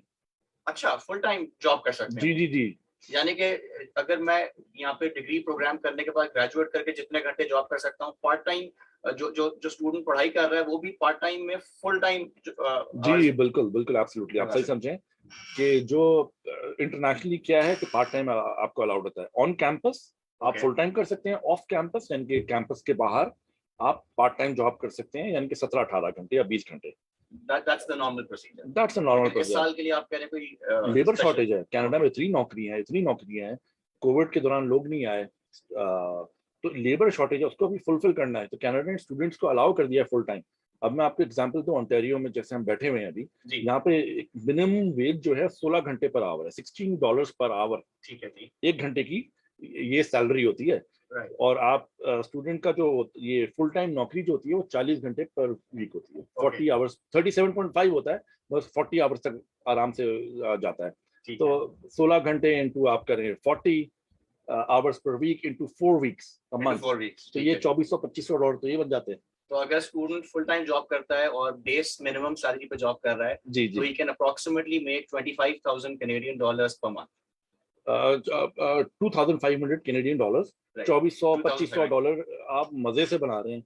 आपका लिविंग एक्सपेंस आप अगर आप साल का रखें, जो प्रेस्क्राइब्ड है गवर्नमेंट में, $10,000 साल का, यानी कि 800-1000 डॉलर चले महीने का रख लें, तो $2500 में से $1000 आपने लिविंग, अपना अपना खाना पीना, रेंट, ये सारी चीजें निकालनी है आपने, बस पास या फिर ट्रांसपोर्टेशन का, $1500 आपके पास महीने के बचते हैं। 1500 को आप करें 12 से, या $18,000 बन जाते हैं। अच्छा $18,000 में यानी कि आपने अपनी ट्यूशन भी दे दी एक साल की। अच्छा अच्छा, आप समझे, ये तो पाकिस्तान का टिकट भी निकल आया पाकिस्तान का टिकट भी निकल आया। आपने अपनी पढ़ाई एक साल की जगह देखा, एक साल का कोर्स करने आ रहे हैं यहाँ पे, आप इसकी ट्यूशन फीस भी भर दी, रह भी लिए यहाँ पर मजे से, पाकिस्तान का टिकट भी निकल आया, ईद पे चक्कर लगा लिया आपने पाकिस्तान। तो मैं एक एक क्विक समरी दे देता हूँ जी and if I miss out anything please add कर दीजिएगा। स्टूडेंट अंडर ग्रेड लेवल पे आता है तो उसके पास दो ऑप्शंस हैं, या तो वो कॉलेज जाएगा या वो यूनिवर्सिटी जाएगा। सिमिलरली मास्टर्स लेवल पे भी दो ऑप्शंस हैं। बिल्कुल। और अंडर ग्रेड लेवल पे जो दो ऑप्शंस हैं, कॉलेज इज रिलेटिवली चीपर, 12 से 18,000 डॉलर की रेंज आपने बताई पर एनम, और जी अगर वो यूनिवर्सिटी जाएगा तो 15 से 25,000 डॉलर्स पर एनम की आपने रेंज बताई, कैनेडियन डॉलर्स। Canadian dollars. उसके बाद आपने दूसरी चीज ये बताई कि अगर स्टूडेंट स्कॉलरशिप के लिए अप्लाई करता है तो मेरिट बेस्ड स्कॉलरशिप्स हैं, और मेरिट बेस्ड स्कॉलरशिप्स में he can get anywhere between 20 to 30% scholarships. अगर मैं उसको प्रीवियस वाली बात से लिंक करूं तो अगर उसने सैट या जीआरई या जीमैट दिया होगा और उसमें उसका अच्छा स्कोर है तो क्या उसको स्कॉलरशिप का एडवांटेज मिलेगा? बिल्कुल बिल्कुल, एब्सोल्युटली, वही ये सारी चीजें जो हैं ये आपकी वैल्यू ऐड करती हैं एप्लीकेशन में। राइट राइट एकेडमिकली आप कितना स्ट्रांग हैं। राइट एक और चीज मैं यहाँ पे ऐड करूं उन स्टूडेंट्स के लिए जिनके पास स्टडी गैप है। राइट। एक सेकंड, स्टडी गैप आने से पहले चले आखिरी चीज जो है जी जी जी वो आपने बताई कि स्कॉलरशिप के अलावा अगर कोई स्टूडेंट ये महसूस करता है कि वो अपनी एजुकेशन फंड नहीं कर पाएगा consistently over the next 3-4 years, तो वो यहाँ पे पार्ट टाइम जॉब कर सकता है। पार्ट टाइम जॉब का मतलब ये है कि उसको 17 से 20 घंटे पर वीक अलाउड है अगर वो ऑफ कैंपस जॉब करता है, और अगर वो ऑन कैंपस जॉब करता है तो वो फुल टाइम जॉब कर सकता है, यानी कि 40 आवर्स पर वीक कर जी, सकता है। बिल्कुल बिल्कुल। लेकिन इस साल के लिए गवर्नमेंट ऑफ कनाडा की तरफ से कोई स्पेशल प्रोविजन है जिसकी बेसिस पे जो इंटरनेशनल स्टूडेंट्स आ रहे हैं वो फुल टाइम जॉब कर सकते हैं, बिकॉज लेबर शॉर्टेज है, जॉब ज्यादा है, लेबर शॉर्टेज। Labour shortage. वो 40 आवर्स पर वीक जॉब करेंगे अगर वो फुल टाइम जॉब करते हैं, और अगर वो 40 आवर्स पर वीक जॉब करते हैं उसको बेस सैलरी रेट से मल्टीप्लाई किया जाए तो वो $2,500 पर महीना, यानी कि साल के $30,000 उसकी बेसिस पे कमा सकते हैं। और $30,000 में से आप कह रहे हैं कि जी उसकी 18 से $20,000 जो है वो सेविंग होगी लिविंग एक्सपेंसेस निकालने के बाद, जिसको वो यूज कर सकता है अपनी ट्यूशन फी को फंड करने के। बिल्कुल जी, बिल्कुल। यहाँ पे एक छोटा सा सवाल ये है कि जी। आपने मुझे लिविंग एक्सपेंसेस के बारे में क्लैरिटी नहीं दी कि उस मंथली या एनुअली कितना स्टूडेंट का खर्चा होगा। देखिए अब लिविंग एक्सपेंस बड़ा डिपेंड करता है, ट्रिकी है ये लोकेशन पे। लोकेशन, ठीक है, अब राइट टोरंटो आएंगे तो टोरंटो में रेंट जरा ज्यादा है। राइट। ये हमारे जो स्टूडेंट्स हैं उनके जहन में या तो टोरंटो होता है या वैंकूवर होता है, तो ये बात जहन में रखें कि चूंकि यहाँ पे जी डिमांड ज्यादा है जी तो ऑटोमेटिकली डिमांड सप्लाई की वजह से यहाँ पे रेंटल्स भी ज्यादा है। जी राइट, बिल्कुल। देखिए तो और क्या वैंकूवर, ऑप्शंस हैं? अब आपके लिविंग एक्सपेंस यहाँ पे टोरंटो में ज्यादा होंगे। और ज्यादा ऑप्शंस ये हैं कि देखिए कनाडा तो बहुत बड़ा मुल्क है। Right it's the second largest country in the world right right with the population of only 37 million. Right Pakistan की 250-300 मिलियन है पॉपुलेशन। तो इतना पैसा, इतना अमीर मुल्क है और लोग कम है, तो राइट लोगों पे बहुत इन्वेस्ट करते हैं ये सब। तो दूसरे ऑप्शंस क्या हैं? एल्बर्टा, सस्कैचुअन, मैनिटोबा, जहाँ चले जाएं।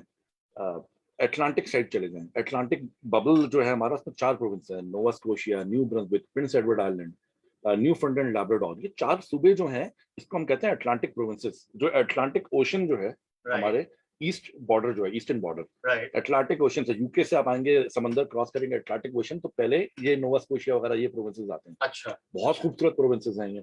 तो यहाँ पर देखें, हमारे जो पड़ोसी मुल्क हैं, चाइना, इंडियन स्टूडेंट वो समझ गए हैं बात। अच्छा, कि यहाँ पर स्टूडेंट्स हैं, इनको यहाँ पे कम लोग हैं और यहाँ पे रहना सस्ता है, ट्यूशन भी वहाँ पे सस्ती होती है, ठीक है।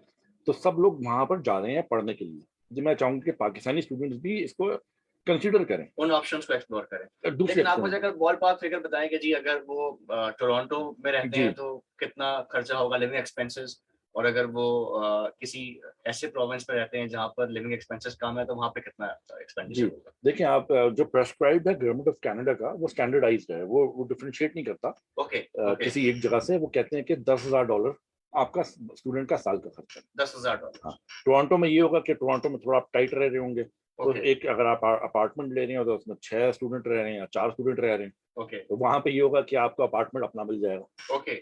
आप समझे? राइट। तो और अगर आप शेयरिंग करेंगे तो थोड़ी कॉस्ट सेविंग कर बहुत बहुत सेविंग कर सकते हैं वहां पर, बहुत अच्छा है।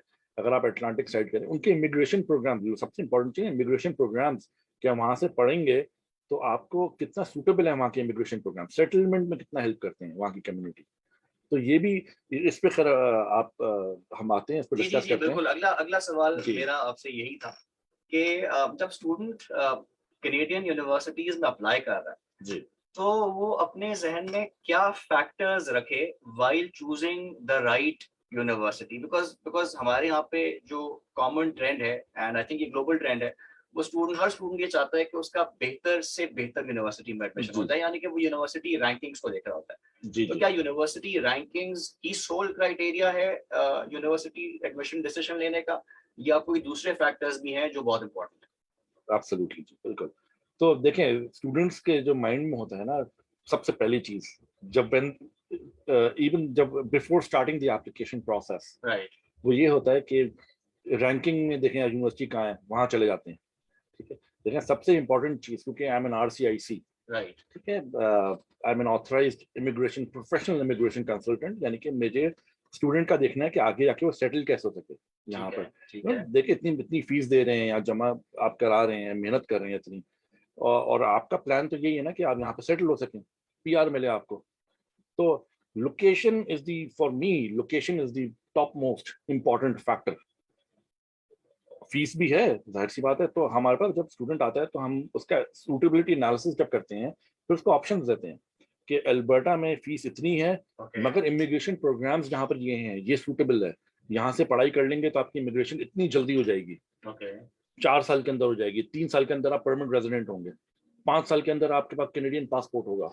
टोरंटो आएंगे तो वो शायद 6 साल लग जाए आपको, ठीक है। और ऐसा नहीं है कि यहाँ की यूनिवर्सिटी टॉप यूनिवर्सिटी है, वहाँ की बिल्कुल फारिग यूनिवर्सिटी है, नहीं, Canadian universities are all good. हाँ, बिकॉज़ अगला सवाल यही है कि जी क्या रैंकिंग ही सब कुछ है? अगर वो किसी दूसरी लोकेशन पे जाता है तो क्या वो रैंकिंग पे या क्वालिटी ऑफ एजुकेशन पे कॉम्प्रोमाइज कर रहा होगा स्टूडेंट, या जॉब प्रोस्पेक्ट्स पे कॉम्प्रोमाइज कर रहा होगा?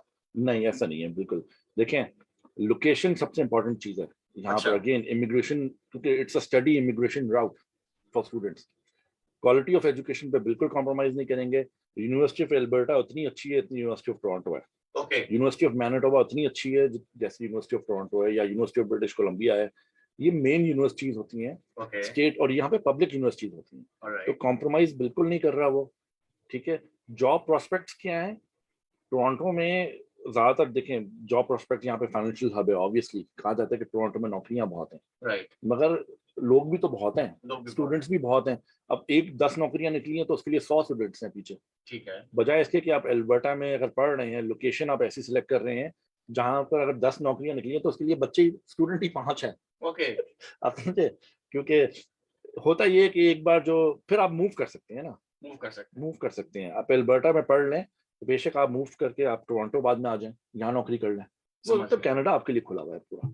आपको जब आप पढ़ाई कर लेते हैं ना कनाडा से, तो हम जिस कोर्सेज में एडमिशन कराते हैं स्टूडेंट्स का, वो दोज आर पार्टिसिपेटिंग इंस्टीट्यूट्स, ठीक है, यानी कि वो उनको एनेबल करता है for post graduate work permit. Post graduate work permit open work permit है, आप किसी भी एम्प्लॉयर के लिए किसी भी लोकेशन पे काम कर सकते हैं। अच्छा, यानी कि थ्रू आउट कनाडा, जी, you through are out not Canada. Restricted to that particular province. नहीं नहीं, बिल्कुल नहीं, बिल्कुल नहीं। वर्क परमिट दो किस्म के होते हैं, क्लोज्ड होता है, ओपन होता है। ये ओपन वर्क परमिट की मैं बात कर रहा हूँ, ठीक ये है, मिलेगा आपको इंशाल्लाह जब यहाँ से पढ़ लेंगे। आप किसी भी एम्प्लॉयर के लिए कहीं भी काम कर सकते हैं ऑल ओवर कनाडा। और मगर जहां से आपने पढ़ा है, अगर अल्बर्टा से पढ़ा है, सस्कैचुअन या अटलांटिक प्रोविंसेस से, तो वहाँ की इमिग्रेशन बड़ी क्विक है। ठीक है, तो वो काम करते हैं टाइज टू कम्युनिटी पे। टाइज टू कम्युनिटी क्या है आपकी, अगर आपने वहाँ कोई पढ़ाई करी है, नौकरी करी है, तो आपको फॉरेन प्रोविंशियल नॉमिनेशन दे देते हैं आपको, ठीक है, जिसमें आपको 600 पॉइंट्स मिलते हैं। अगर हमारे स्टूडेंट्स को देखने वालों को पता हो कि एक्सप्रेस एंट्री क्या है, वो राइट, इमिग्रेशन का टॉपिक है वो, तो उसमें आपको 600 पॉइंट ऐड हो जाते हैं। तो 6-7 महीने में आपका क्विक हाई प्रायोरिटी पे आपकी इमिग्रेशन हो जाती है, पीआर आपको मिल जाता है। आपको would you believe that student जो यहाँ पर 2 साल पहले आया या 1 साल पहले आया है, उसको जैसे ही ग्रेजुएट करा, उसके 6 महीने बाद, 8 महीने बाद या 9 महीने बाद, he will have a permanent resident card in his hand, यानी कि in their hand। he will be a resident of Canada, permanent resident of Canada, immigrant हो चुका है वो, immigrant हो चुका है, same equal rights as a citizen of Canada। और बाकी ममालिक में अगर वो अप्लाई करता है जैसे यूके है या जी यूएसए है, जी जी। तो ये प्रोसेस इतना तेज नहीं है। नहीं नहीं, वो तो बिल्कुल नहीं है। वहां पर तो आप इतने वो स्टूडेंट्स हैं, इतने स्टूडेंट्स हैं। पाकिस्तानी स्टूडेंट्स ये भी गलती करते हैं, वो यूके चले जाते हैं। देखिए मैं खुद यूके का पढ़ा हूँ, राइट, इंग्लैंड गया था अपने शुरू में, वहां से आला तालीम हासिल करी, वहीं पे राइट, पढ़ा, वहां पे रहा। मैंने यूके भी देखा हुआ है, मैं अमेरिका में भी देखा है, मैंने अमेरिका, मेरी पूरी फैमिली अमेरिका में। राइट, तो और फिर मैं कनाडा में तो रहता हूँ, मैं तो यहाँ का शहरी हूँ। तो मैं आपको बताऊं, Canada is the best place to come and settle here, but in Canada, around the world, it is the preferred top-notch destination for okay, students। Okay, okay. जी अच्छा, तो अब मैं आपकी बात को समराइज करूं तो अगर स्टूडेंट यूनिवर्सिटी अप्लाई कर रहा है तो जो टॉप फैक्टर्स उसने कंसिडर करने हैं उसमें सिर्फ ranking of that particular university नहीं है, बल्कि फी का भी फैक्टर है और लोकेशन का भी है। जी और आप कह रहे हैं कि लोकेशन इन तीनों में प्रोबेबली सबसे इंपॉर्टेंट फैक्टर है, कंसिडरिंग द फैक्ट कि जब वो राइट लोकेशन पे जाएगा तो उसको जॉब अपॉर्चुनिटीज भी बेहतर मिलेंगी और उसका इमिग्रेशन पाथवे ज्यादा आसान और ज्यादा क्विक हो जाएगा। बिल्कुल, एब्सोल्युटली, यही है। लोकेशन बहुत इंपॉर्टेंट फैक्टर है। और अक्सर ये भी होता है कि अगर आप इन इलाकों में जाएं, नोवा स्कोशिया, ये ऐसे इलाके नहीं है, ये बड़े डेवलप्ड इलाके हैं। राइट, जैसा टोरंटो है, वही इंफ्रास्ट्रक्चर वहां पर भी है, राइट, सब कुछ सेम है। तो वहां पर जॉब अपॉर्चुनिटी ज्यादा है, राइट, प्रेफरेंस ज्यादा है। वहां से जो पढ़ाई करता है उसको प्रेफर करता है वहां का एम्प्लॉयर। एटलांटिक साइड पे उनके डेजिग्नेटेड एम्प्लॉयर्स हैं। अगर स्टूडेंट वहां से 2 साल की पढ़ाई करेगा, तो डेजिग्नेटेड एम्प्लॉयर जो है स्टूडेंट को नौकरी देगा। जैसे ही वो नौकरी देगा, उसी वक्त उसकी पीआर एप्लीकेशन साथ जाएगी। नौकरी के, आप समझे, नौकरी का जो लेटर है, ऑफर लेटर, उसके साथ वो स्टूडेंट जो है अपनी पीआर एप्लीकेशन दे रहा हो। ओके, क्या आप देखें, अटलांटिक से अगर आप 2 साल पढ़े, तो देखें वो उनका अटलांटिक इमिग्रेशन प्रोग्राम है उनका। तो उसमें अगर आप 2 साल पढ़ाई करें अटलांटिक प्रोविंस से, अटलांटिक बबल से, जिसको मैं जो 4 प्रोविंसेस मैंने बताए थे, राइट, वो new Brunswick, Nova Scotia, Prince Edward island, Newfoundland and Labrador, ये 4 प्रोविंसेस बड़े खूबसूरत प्रोविंसेस हैं। यहाँ से 2 साल की पढ़ाई करें, आपको आपको वो मिलता है, अ, आपको वो ये डेजिग्नेटेड एम्प्लॉयर्स हैं यहाँ पर, ठीक तो है। आपको वो ऑफर देंगे और आपका पीआर आपका साथ जाएगा। तो आप ये कह रहे हैं कि वहाँ पे पीआर बहुत जल्दी आप अप्लाई कर सकते हैं, जॉब ऑफर के साथ साथ अप्लाई कर सकते हैं। जी बिल्कुल बिल्कुल, आप राइट अवे। अच्छा, अगला क्वेश्चन ये है, बहुत सारे स्टूडेंट्स ऐसे होते हैं जिनके पास मास्टर्स के बाद गैप ईयर होता है, या तो उन्होंने जॉब की भी होती या अगर जॉब नहीं की भी होती तो उनका कोई ब्रेक आया हुआ होता है।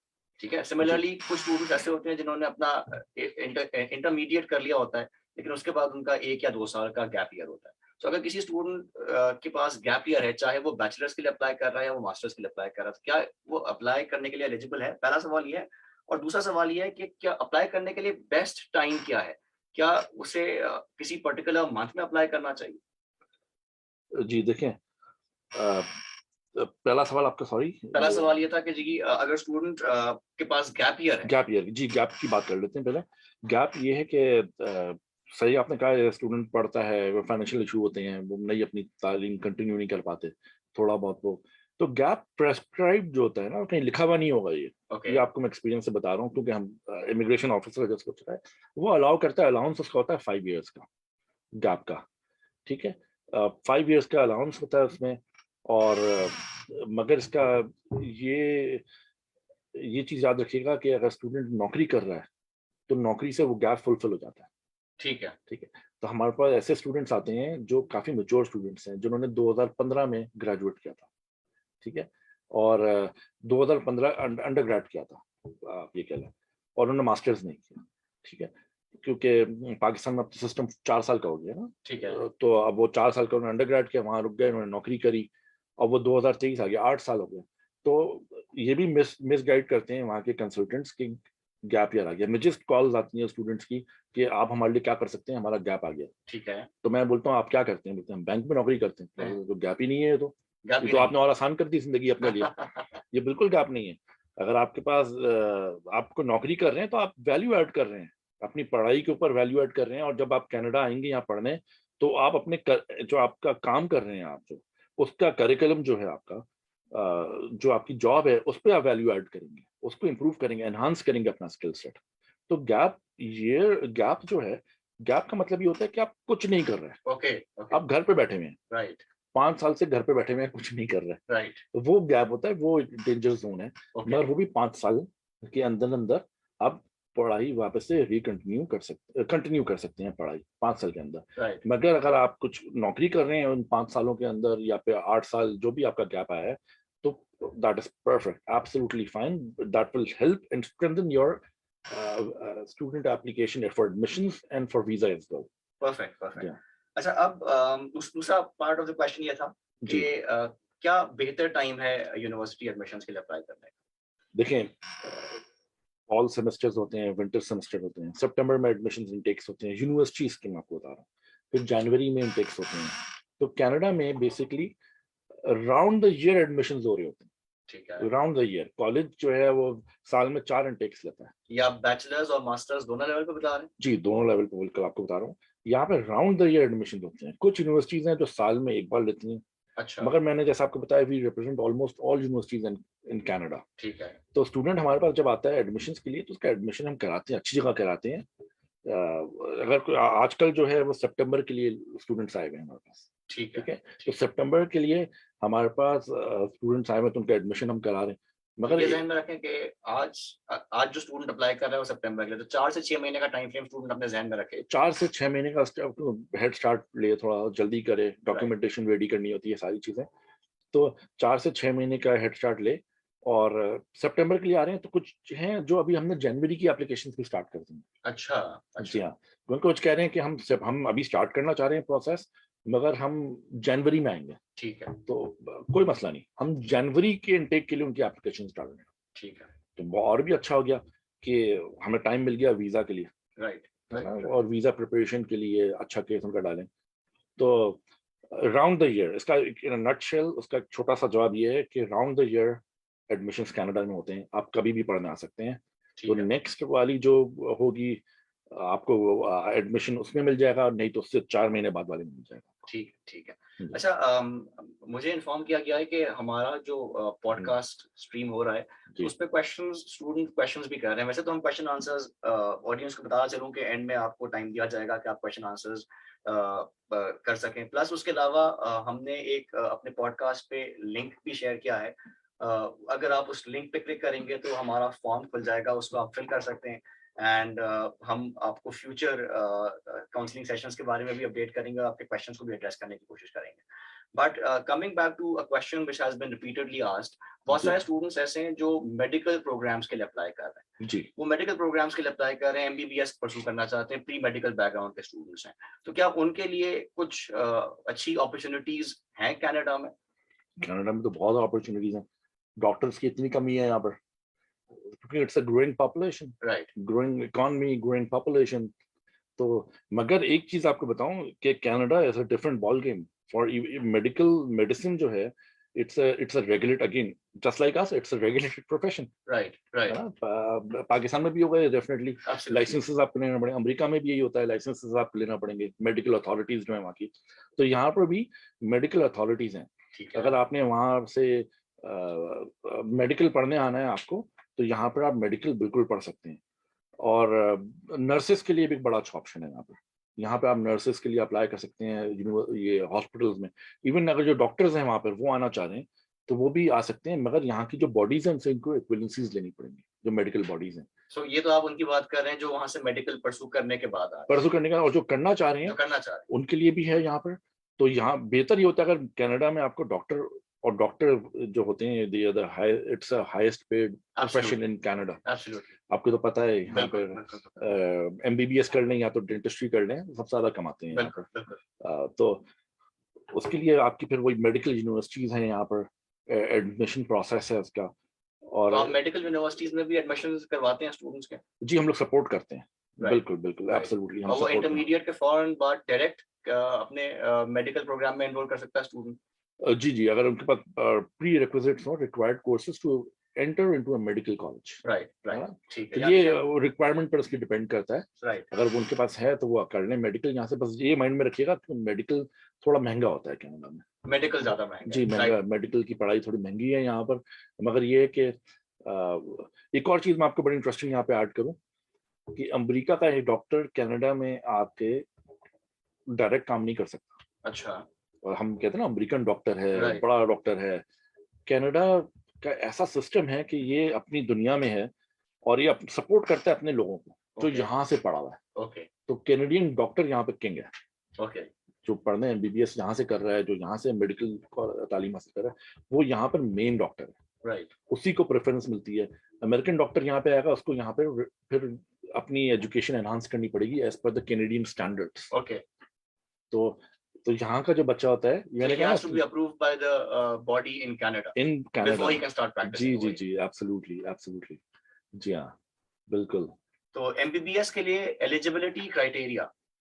जी, लेकिन वही है एलिजिबिलिटी क्राइटेरिया कि आपके जो प्री रिक्विजिट्स हों, आपके प्री मेडिकल आपके पास हो, ठीक है। और फिर उनके जो एडमिशन टेस्ट होते हैं, तो ये आप लोग का जो पाकिस्तान में होते हैं एडमिशन टेस्ट, Right. वही एडमिशन टेस्ट जो होते हैं, एंट्री टेस्ट जो होते हैं, राइट वो यहाँ पर भी आते हैं। जैसे सीएटी कैट वगैरह होगा है ओके, ना, ये सारी चीजें यहाँ पर भी। तो वही क्राइटेरिया सेम है, ठीक है। मगर जो मेडिकल एक का काम होता है। करते हैं, जी अगर लेट्स सपोज इस सेशन के बाद we see a lot of questions for a particular field coming in, जी तो हम अगर आपकी अवेलेबिलिटी होगी तो we can do a detailed session on that particular field as well. Absolutely absolutely absolutely. Perfect perfect perfect. अच्छा जी, आगे बढ़ते हैं। अगला सवाल यह है कि बहुत सारे स्टूडेंट्स ऐसे आते हैं जिनके एकेडमिक बैकग्राउंड्स थोड़े से कमजोर होते हैं, किसी भी वजह से उनकी इंटरमीडिएट में या ए लेवल में अच्छे ग्रेड्स नहीं आए हुए होते। तो क्या उनके लिए एजुकेशन परसू करना इन कनाडा आसान है? क्या वो अप्लाई कर सकते हैं, एलिजिबल हैं या नहीं अप्लाई करने के लिए? चल बिल्कुल ठीक है, बड़ा इसका आसान जवाब देता हूँ मैं। एक रफ एस्टिमेट या फिर रफ वो आपको नंबर देता हूँ उसका परसेंटेज, कि किसी के अगर 50% आया है स्कोर इंटरमीडिएट में, intermediate according two Canadian conversion, according two Canadian conversion, okay ठीक है, ओके वहां पर कोई भी आया, या फिर हमारे पास यहाँ सिस्टम्स हैं जो, क्योंकि पूरी दुनिया से स्टूडेंट्स आते हैं हमारे पास, Right. इंडिया से, बांग्लादेश से, मिडिल ईस्ट से, राइट तो उनका कन्वर्जन हमारी जब जाती है उसके अंदर, तो उसका एटलीस्ट अगर 50% आ रहा है तो 50% टू 60-65% आप समझे आपके लिए कॉलेज है, ओके ठीक है। और 60 to 65% प्लस जो है फिर आपके लिए यूनिवर्सिटी के ऑप्शंस खुल जाते हैं। कॉलेज का मतलब कि डिप्लोमा सर्टिफिकेट, ठीक है। यूनिवर्सिटी का मतलब कि बैचलर्स डिग्री है और मास्टर्स डिग्री, तो ठीक है। मैं अगर इसको सम अप करूं, जी। जो जिस स्टूडेंट की परसेंटेज इक्विवेलेंस बन रही है बिटवीन 50 एंड 60%, वो कॉलेज अप्लाई कर सकता है, और जिसकी 60-65% अबव बन रही है इक्विवेलेंस, वो यूनिवर्सिटी अप्लाई कर सकता यूनिवर्सिटी है। कर सकता है। ये कोई हार्ड एंड फास्ट रूल नहीं है, मैं जनरल आपको बता रहा हूँ।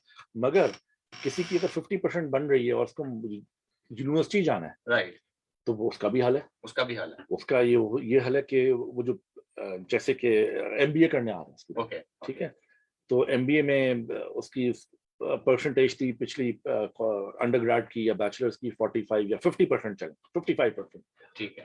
तो हम लोग क्या करते हैं, उनको फिर प्री एमबीए या जो कोर्स कर रहे हैं वहां पर, प्री इंजीनियरिंग में आ रहे हैं, तो प्री इंजीनियरिंग का एक छोटा सा फंडामेंटल कोर्स करवाते हैं। अच्छा, वो यूनिवर्सिटी ऑप्शन देती है, यूनिवर्सिटी ऑप्शन, जैसे पाकिस्तान में फाउंडेशन कोर्स होता है, फाउंडेशन कोर्स, एग्जैक्टली Right. वही चीज राइट। वो करवाते हैं कि आपका 6 महीने का एक सेमेस्टर का वो कोर्स होता है, उसके बाद फिर आप मेन कोर्स स्टार्ट करते हैं। अच्छा, सो अगर उसकी वीक बैकग्राउंड है मगर वो यूनिवर्सिटी में एडमिशन लेना चाह रहा है, जी तो आप उसको एक फाउंडेशन कोर्स में एनरोल कराएंगे, जी बिल्कुल। जिसके बाद ही will be eligible to apply to the university. नहीं, सब कुछ साथ ही होगा, सब कुछ साथ ही होगा। अप्लाई भी हो जाएगा यूनिवर्सिटी में, तो दोनों जगह आप यूनिवर्सिटी में अप्लाई होगा, मेन कोर्स में अप्लाई होगा और ठीक साथ है, साथ फाउंडेशन फाउंडेशन में होगा। तो पहले वो फाउंडेशन स्टार्ट करेंगे अपना स्टूडेंट, उसके बाद 6 महीने बाद या 1 सेमेस्टर बाद अपना मेन कोर्स स्टार्ट करेंगे, मेन प्रोग्राम। ऑलराइट, सो यानी कि दोनों चीजों में एक साथ एडमिशन हो जाएगा ताकि ये प्रॉब्लम ना आए कि जी फाउंडेशन के बाद यूनिवर्सिटी में एडमिशन नहीं नहीं नहीं, वो शुरू में ही हम पूरी चीज करा के देते हैं। राइट एब्सोल्युटली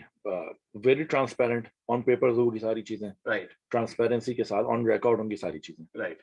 ठीक है, अच्छा, अब हमने ये डिस्कशन कर ली कि कनाडा क्यों प्रेफर डेस्टिनेशन है, ये डिस्कशन कर ली कि एडमिशन प्रोसेस क्या है, फी स्ट्रक्चर क्या है। जी जी। थोड़ा सा ये बताइए कि जब एक स्टूडेंट कनाडा आता है तो how is life in Canada as a student, उसको क्या बेनिफिट्स हैं कनाडा में एज अ स्टूडेंट? जी देखिए, स्टूडेंट जो है सब मैंने देखा सबसे ज्यादा खुश कनाडा में होता है, सबसे ज्यादा इज्जत उसको कनाडा में मिलती है। ठीक ओके है, it's a for Canada it's a $22 billion industry. Alright Canadian economy चलती है स्टूडेंट्स पे, ओके तो उसी तरीके से स्टूडेंट्स की वो रिस्पेक्ट करते हैं। स्टूडेंट्स यहाँ पे ऐसे होते हैं जैसे कि यहाँ पर समझे वो सिटीजन हो। ऑलराइट ठीक है, alright in contrast to what I have seen in UK. Okay.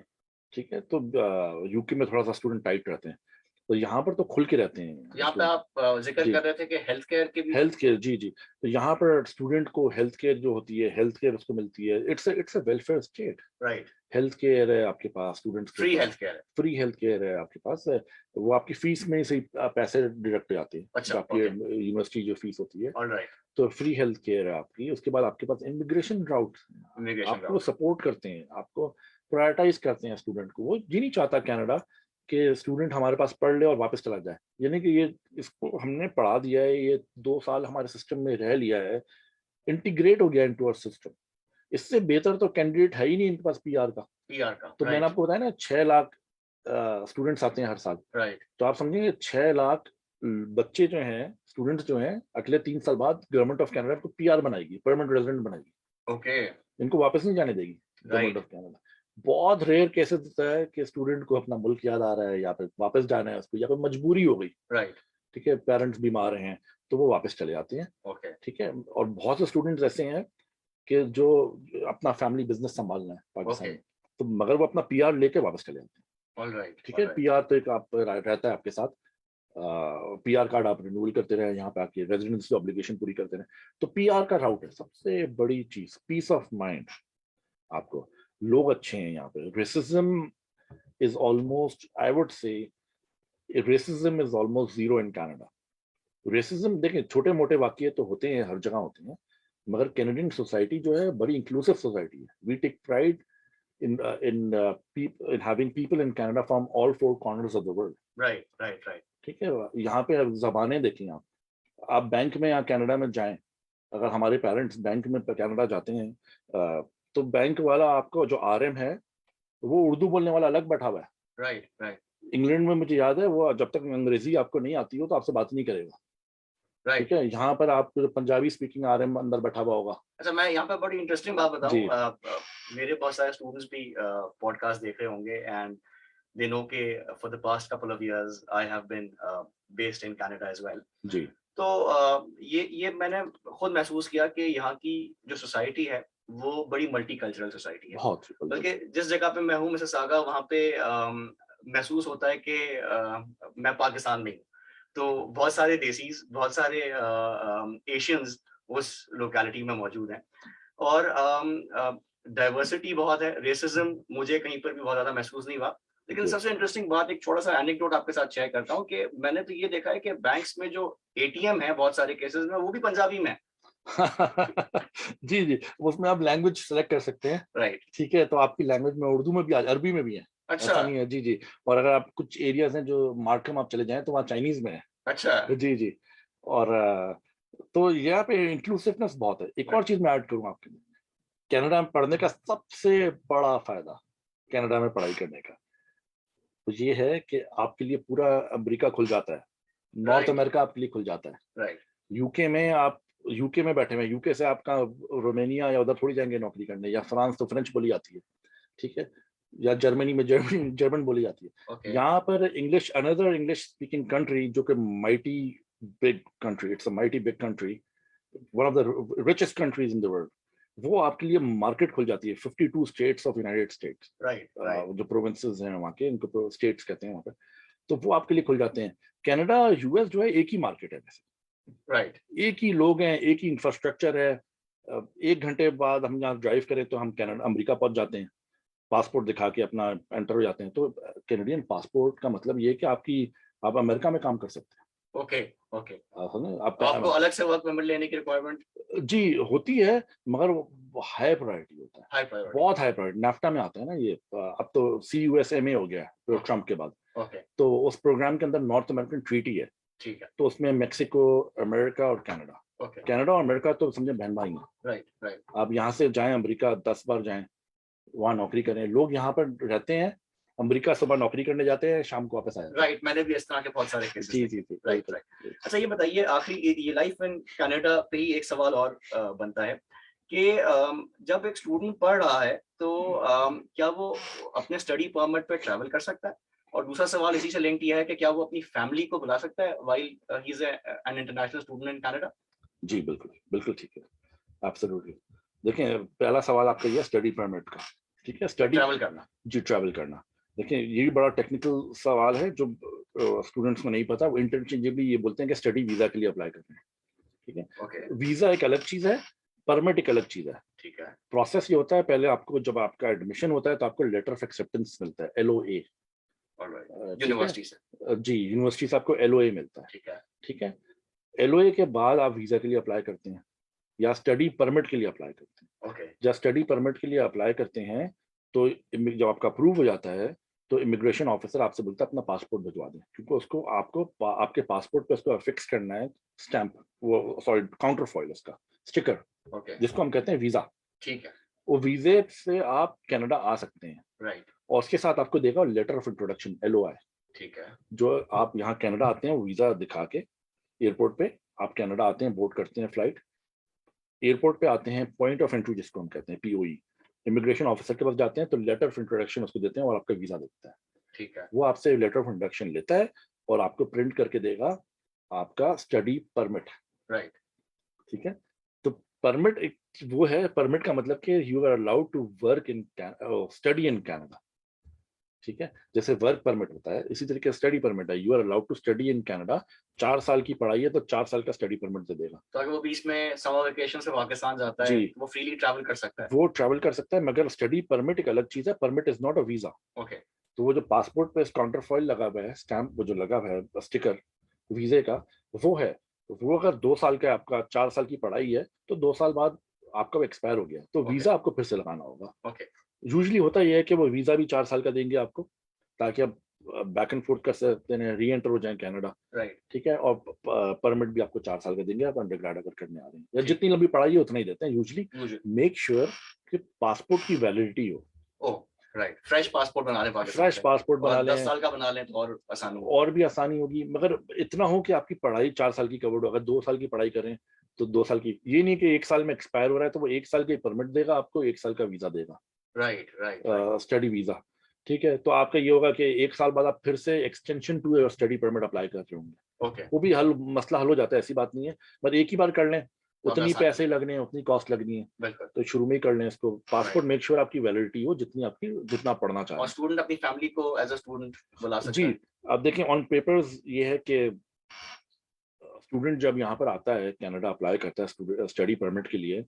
तो ये एलिजिबल है उसकी wife okay to apply at the same time for open work permit, अच्छा, स्पाउसल ओपन, हाँ जहाँ तो अगर मैं एज अ स्टूडेंट अप्लाई कर रहा हूँ जी तो my wife is eligible for an open work permit? जी। तो आपकी एप्लीकेशन के साथ ही वो इनका ओपन वर्क परमिट की एप्लीकेशन साथ चली जाएगी। और उसके क्या चांसेस हैं अप्रूव होने के? देखिए अब जाहिर सी बात है, it is a temporary residence visa, right इसकी जो कंडीशंस यही होती हैं कि आप it's a temporary visa. Right तो टेम्पररी वीजा चाहे दुनिया में कोई भी हो, स्टडी परमिट हो, वर्क परमिट हो, विजिटर वीजा हो, सुपर वीजा हो, उसमें आपको प्रूफ करना है कि that you will go back to your country of residence, your home country, after completion of your studies. Okay वो कैसे प्रूफ करते हैं? वो आपके टाइज टू होम कंट्री। ठीक है। अगर आप सारी फैमिली मेंबर्स यहाँ पर ले आएंगे, राइट मैं रिकमेंड नहीं करता हूँ ये चीज, सारे फैमिली मेंबर्स अगर आप यहाँ पर ले आएंगे तो आपके पीछे टाइज टू कम्युनिटी कम हो जाते हैं, है ना।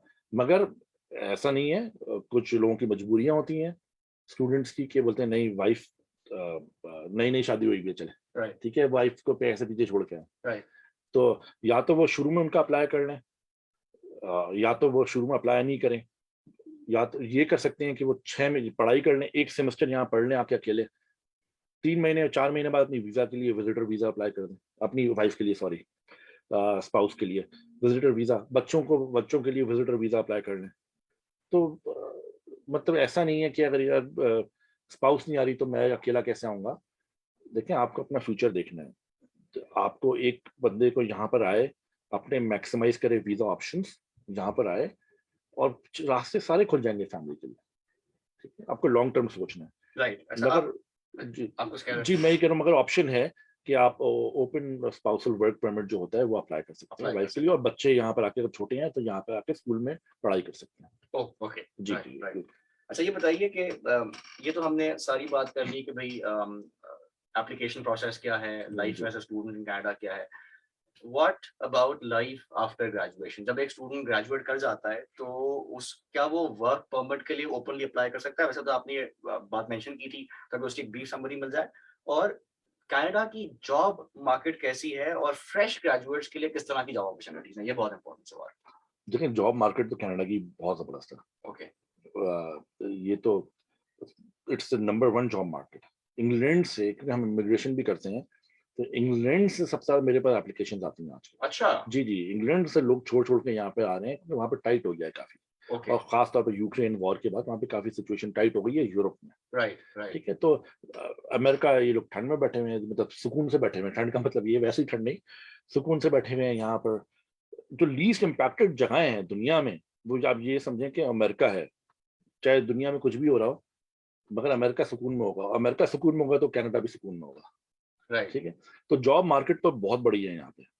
एप्पल, जितनी दुनिया की बड़ी कंपनीज आप देख लें वो नॉर्थ अमेरिकन बेस्ड है। राइट। एप्पल और जितनी भी आप बड़ी कंपनीज आप यहाँ पे देख लें, गूगल देख लें, सारी Google, north, Facebook, Amazon. Facebook, Amazon, ये सारी नॉर्थ अमेरिकन बेस्ड कंपनीज हैं। टेक्नोलॉजी की बेतहाशा जॉब्स हैं यहाँ पर। राइट तो स्टूडेंट, मैंने देखा है, हर स्टूडेंट को यहाँ पर जब आपको ओपन वर्क परमिट मिल रहा है यहाँ पर पढ़ाई करने के बाद, राइट तो इसका मतलब कि you have license to work in Canada. Okay employer आपसे ये सवाल नहीं करेगा यार आप काम कर सकते हो नहीं कर सकते, आपका पासपोर्ट नहीं देखेगा, ये पूछेगा आप नौकरी कर सकते नहीं कर सकते। आपको दिखाना है ये रहा जी मेरा ओपन वर्क परमिट, जैसे स्टडी परमिट मिला था, ओपन वर्क परमिट मिला है मुझे, ये देखिए थी मेरा 2 साल का वर्क परमिट है, मैं नौकरी कर सकता हूँ। राइट तो वो सोचेगा ही नहीं, वो आपको फौरन नौकरी पर रख लेगा। यहाँ तो इतनी लेबर शॉर्टेज है, मैं आपको बताऊं, जैसे कि स्टूडेंट्स को फुल टाइम अलाउ कर दिया, राइट राइट तो नौकरियां इतनी है यहाँ पर, हाई लेवल नौकरियां। कैनेडियन सोसाइटी बहुत ओपन हो गई है, और अच्छी अच्छी पोजीशंस पे अब पाकिस्तानी देसी हमारे जो है वो जा रहे राइट। हैं जी। अच्छा अब ये वर्क परमिट जब स्टूडेंट को मिल जाता है तो इसी स्टूडेंट इमिग्रेशन राउट का जो आखिरी स्टेप है वो है कि जी क्या स्टूडेंट एलिजिबल टू अप्लाई है for immigration, PR and eventual citizenship? इस पर भी आपने ब्रीफली तो बता दिया है, जी तो ये इस पे जरा थोड़ा सा और लाइट शेड कर दें, समराइज कर दें। प्लस जब स्टूडेंट इमिग्रेशन करता है तो क्या वो सिर्फ अपनी इमिग्रेशन कर रहा होगा या वो पूरी फैमिली की, यानी कि wife and kids and parents, उनकी इमिग्रेशन भी डाल सकता है? That's a very important question. चलिए, मैं इसको शुरू से थोड़ा सा स्टार्ट करता हूँ क्विकली। राइट इसको एक पूरा देखिए प्लान है। राइट जब भी स्टूडेंट हमारे पास, ये सबसे बड़ा फायदा है, to go to an RCIC to handle their immigration and study matters. Right ये सबसे इंपॉर्टेंट है, क्योंकि RCIC इज वेयरिंग 2 हैट्स, एक तो स्टूडेंट एजुकेशन काउंसलर की और दूसरा इमिग्रेशन काउंसलर की, ओके जिसमें 2 ऑथराइज्ड हैं। राइट ठीक है, regulated by government of Canada. तो स्टूडेंट जब पढ़ता है तो हम उस कॉलेज और यूनिवर्सिटी में एडमिशन कराते हैं जिसमें वो जो पार्टिसिपेटिंग इंस्टीट्यूट हो, जिसमें student will be eligible to apply for post graduate work permit. ठीक है 1 साल की पढ़ाई करेंगे तो 1 साल का वर्क परमिट मिलेगा, 1.5 साल की करेंगे 1.5 साल का मिलेगा, 2 साल की करेंगे तो अप टू 3 years मिलेगा वर्क परमिट। ओके फिर जैसे मैंने बताया, different immigration, location based immigration programs हैं। राइट ठीक है, तो जब आप एलिजिबल हो जाते हैं, वर्क परमिट आपको मिल जाता है, तो आप यहाँ पे नौकरी करते हैं। अगर आप 1 साल यहाँ नौकरी कर लें तो you will be eligible for Canadian experience class immigration program. Okay Canadian experience class immigration जी, प्रोग्राम। वो जो फेडरल प्रोग्राम है, तो आप मल्टीपल लॉ प्रोग्राम तक खुल जाते हैं। अगर आपने एक साल यहाँ पे full time job full time job कर ली आफ्टर योर ग्रेजुएशन, तो कैनेडियन एक्सपीरियंस क्लास के उसके ड्रॉज अलग निकलते हैं। अभी जो ड्रॉज आप देखते हैं वो फेडरल स्किल्ड वर्कर के ड्रॉज देखते हैं, जो 480 500 पे क्लोज होते हैं। कैनेडियन एक्सपीरियंस क्लास के ड्रॉज होते हैं वो बहुत लो पे होते हैं। अच्छा, जी तो जी, यानी कि उसको एडवांटेज हो गया, उसकी एप्लीकेशन ऑलमोस्ट गारंटीड है कि वो एक्सेप्ट हो जाएगी। एब्सोल्युटली, क्योंकि जहाँ पे याद रखिएगा, जो यहाँ से पढ़ लिया है, जिसने यहाँ पे नौकरी कर ली है, वो इनकी टॉप प्रायोरिटी पे है। राइट। इनको इनके लिए सबसे आसान चीज है कि यहाँ पर जो पढ़ रहा है या नौकरी कर रहा है उसको आप पीआर दे दें, बिकॉज उन्होंने उस पर इन्वेस्ट किया हुआ है, इन्वेस्ट किया हुआ है उस पर, उसको सिस्टम में डाला हुआ है। राइट। बजाय इसके कि बाहर से बंदा लाएं, उसका बैकग्राउंड चेक कर रहे हैं, सिक्योरिटी चेक कर रहे हैं, मेडिकल चेक कर रहे हैं, अडेप्टेबिलिटी चेक कर रहे हैं, इतनी उस पर इतना खर्चा कर रहे हैं। ये खर्चा होता है इन पे, इनका एजेंसीज हायर करते हैं ये लोग। राइट। तो ये तो बंदा यहीं पर है, उसकी सिक्योरिटी का इशू नहीं है, 3 साल से यहाँ पे रह रहा है, राइट। मेडिकल का इशू नहीं है, इसी सिस्टम के अंदर रह रहा है, बिल्कुल। तो उसकी तो फटाफट 6-6 महीने में उनकी पीआर आती है।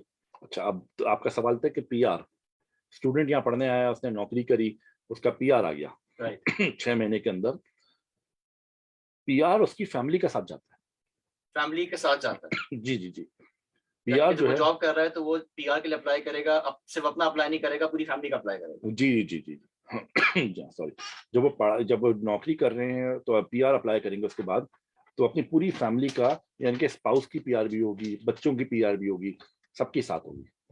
राइट, जी राइट, राइट। और अगर वो अपने पेरेंट्स को, बिकॉज ऑब्वियसली जो स्टूडेंट को भेज रहा है, जो उसको फंड कर रहा है, जो उसके फाइनेंसेस बेयर कर रहा है, वो इन मोस्ट केसेस उनके पेरेंट्स हैं। सो जो उसके पेरेंट्स हैं उनको वो इवेंचुअली सिटीजनशिप के लिए अप्लाई करवा सकता है या नहीं करवा जी जी जी जी, बिल्कुल। देखें, जैसे स्टूडेंट देखें, माँ बाप तो अपना कनाडा आने जाने का सिलसिला स्टार्ट कर सकते हैं, वैसे भी अपना विजिट वीजा ले सकते हैं, विजिट वीजा। ठीक है, जब बच्चा पढ़ रहा हो या स्टूडेंट यहाँ पे पढ़ रहा हो, राइट। ठीक है।